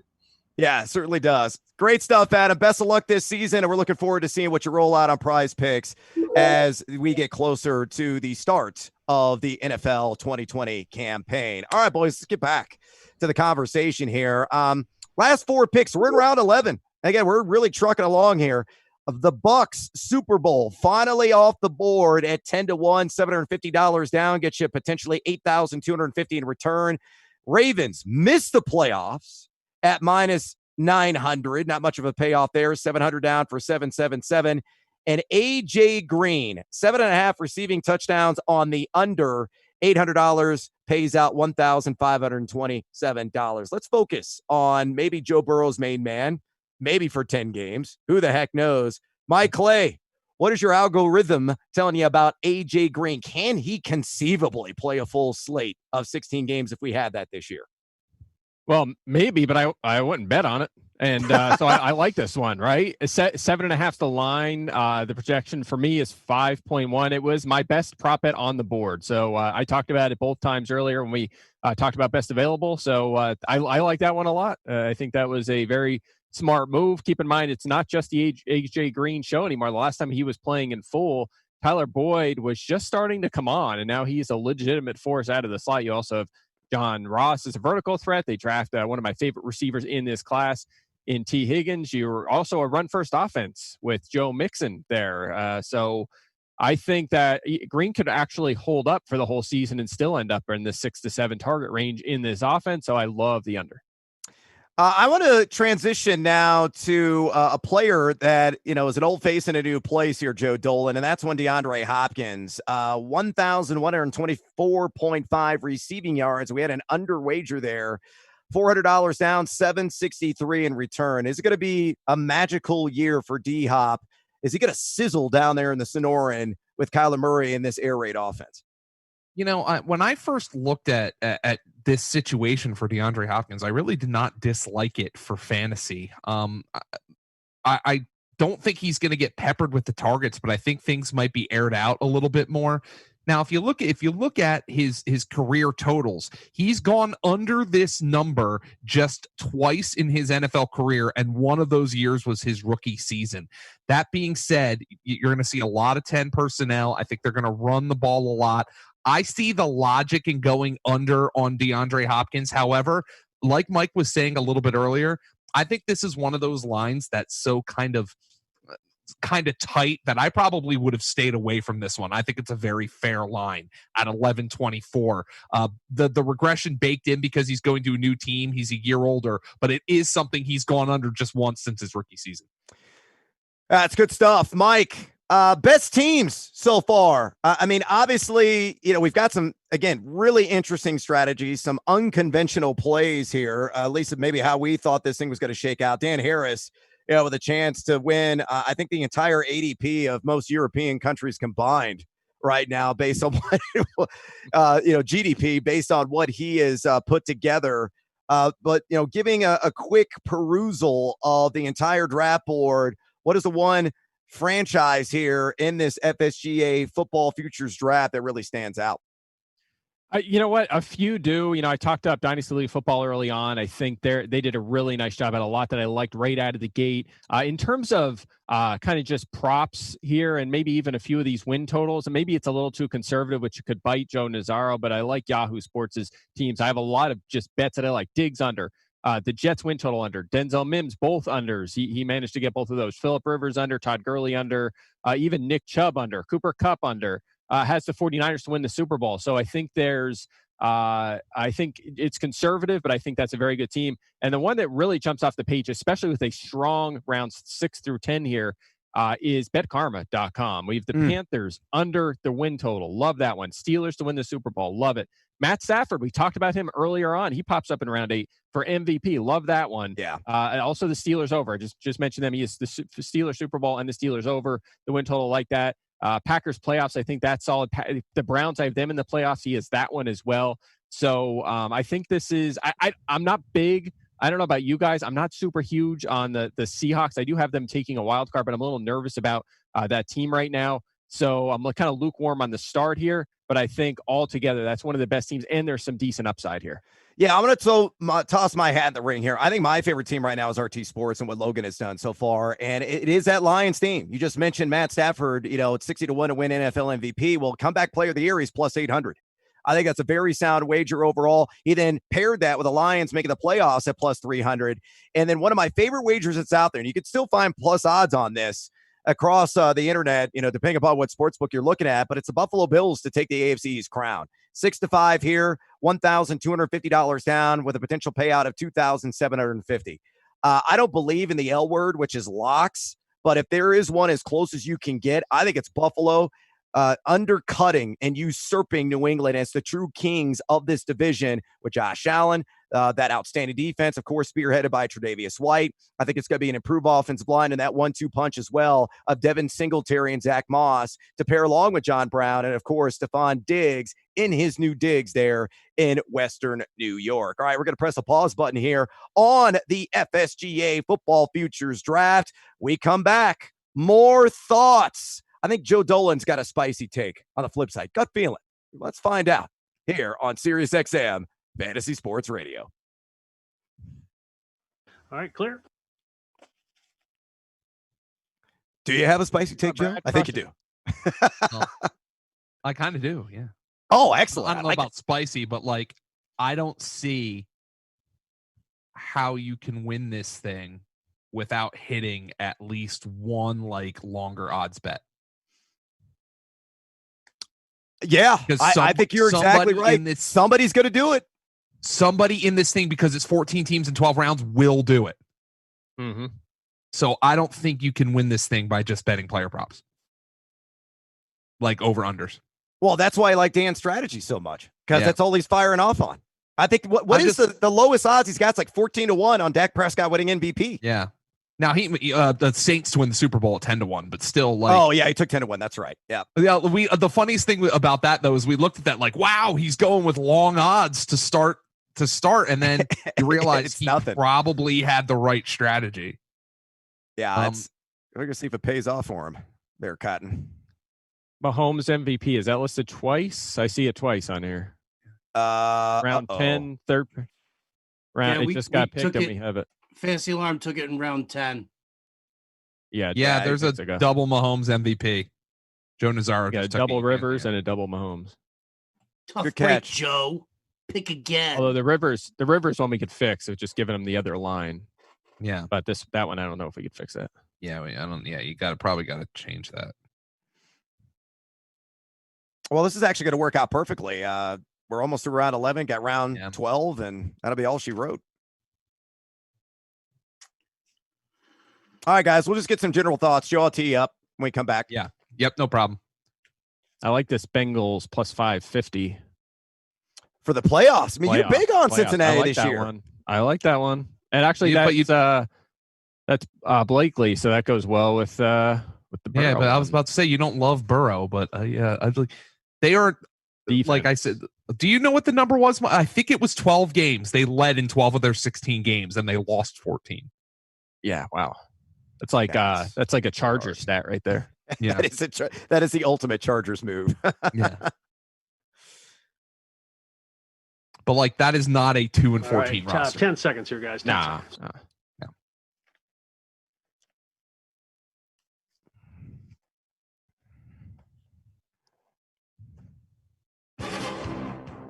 Some of the top football analysts are drafting Super Bowl odds, team win totals, and player props for the 2020 NFL season. And Fantasy Sports Radio is analyzing the picks and interviewing the participants. Now, back to the FSGA Football Futures Draft on SiriusXM Fantasy Sports Radio. Ooh, welcome back. Brad the Big Noise Evans here from Fade the Noise. Mike Clay joining me from ESPN and Joe Dolan of Fantasy Points. And we're about ready to wrap up this puppy. We've got 14 teams, 12 rounds, $10,000 fictional budget. We've seen variation in strategy and approach. Some people going long odds, some people going exclusively player props and the under. A lot of unknowns, a lot of potential massive payouts in the end, but we're going to find out when the dust settles on the 2020 NFL season, who is going to be the true king of sports betting in the Fantasy Sports Gaming Association universe. And guys, this has been really interesting to me. This is, something that nobody's ever done before. But, Joe, we were talking off air a second ago, and you're really fascinated by, some of these props that are coming off here in the later rounds and just kind of the general strategies overall. And you agree with what Dan Harris has done from Fantasy Pros, which is essentially taken nothing but long shots. Now, maybe I'm mistaken, but I don't think there's a prize for this league. This is the first of its kind, for all I know, for winning the most bets total. And if that's the case, in a 14-team prop draft, where so many long shots of like 20 to 1, 25 to 1 and longer are coming off the board, I don't know how you can win this thing without hitting on a longer shot bet.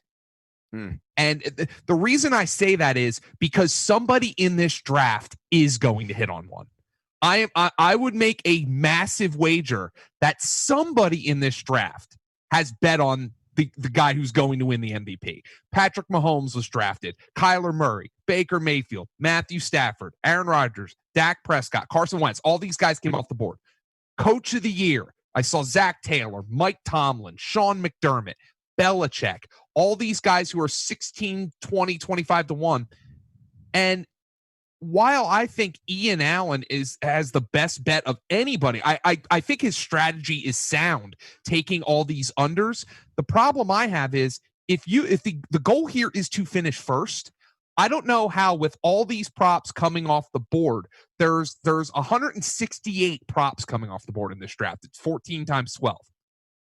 I don't know how you're going to win this thing without hitting on at least one longer odds bet. So that's why I like Dan's strategy. Now, we don't have a history of these to look at to say, oh, this is optimal, that's optimal, this is suboptimal, that's suboptimal.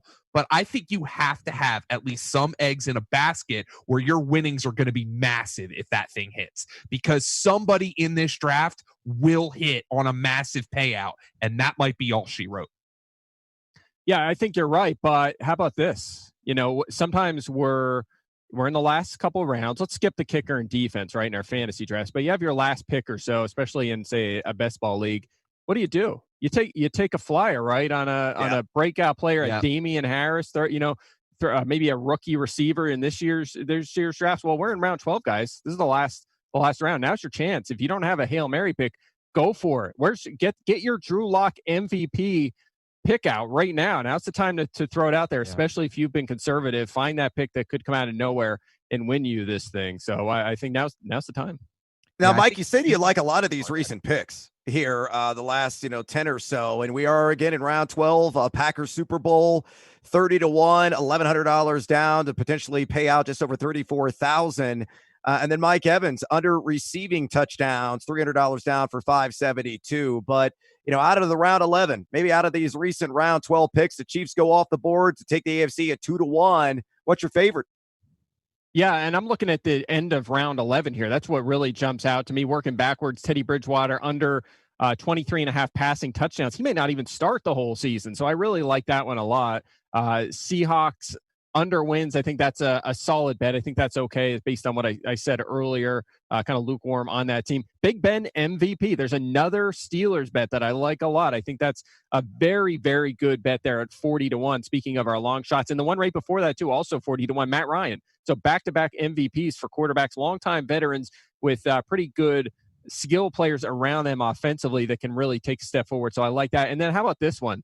Plus 550. Bengals in the playoffs. Remember, we get an extra wild card this year. There's an extra wild card. So if the Bengals can get to, say, 8-8, based on a much improved defense and a lot of good skill players offensively, if Joe Burrow's competent, this team could sneak into that wild card at 8-8. So plus 550. I like that one a lot.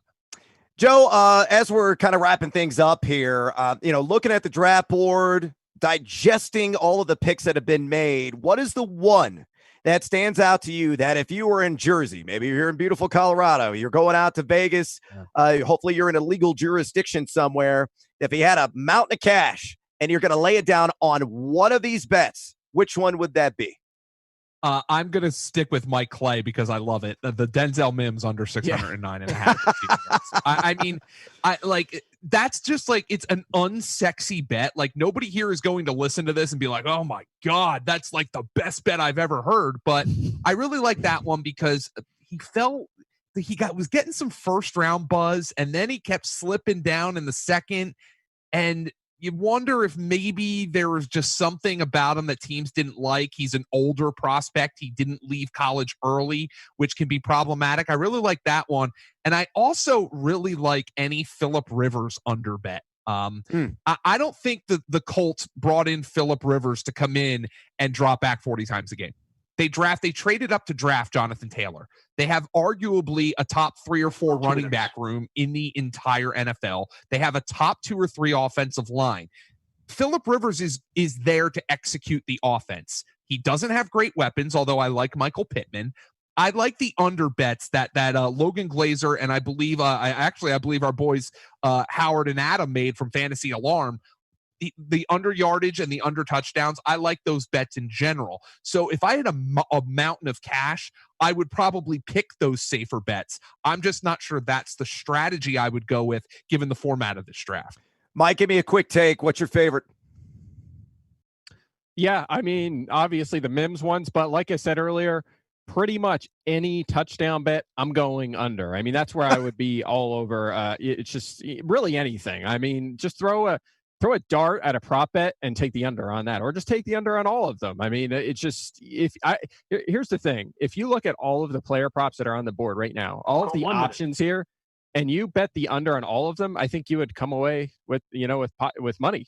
I think it's a sound strategy. These lines are just too high. So again, it's kind of a cop out answer, but I love the under on these prop bets. Yeah, we're going to do a little Rock'em Sock'em Robots. Throw some haymakers over Joe Burrow at 21.5 passing touchdowns. You're on the under, I'm on the over, although you do like the over on Tom Brady, 29.5. My favorite on the board, guys, I've said it once. I'm going to say it again. It's Matthew Stafford, comeback player of the year at plus 800.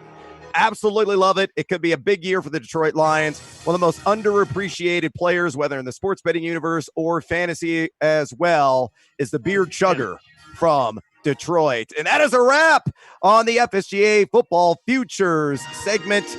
Again, you can always listen on demand with the SiriusXM app. Just search Fantasy Drafts. Best of luck to all our participants. Best of luck to all of you out there.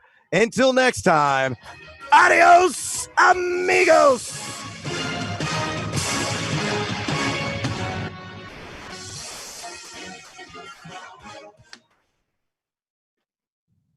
All right, you clear.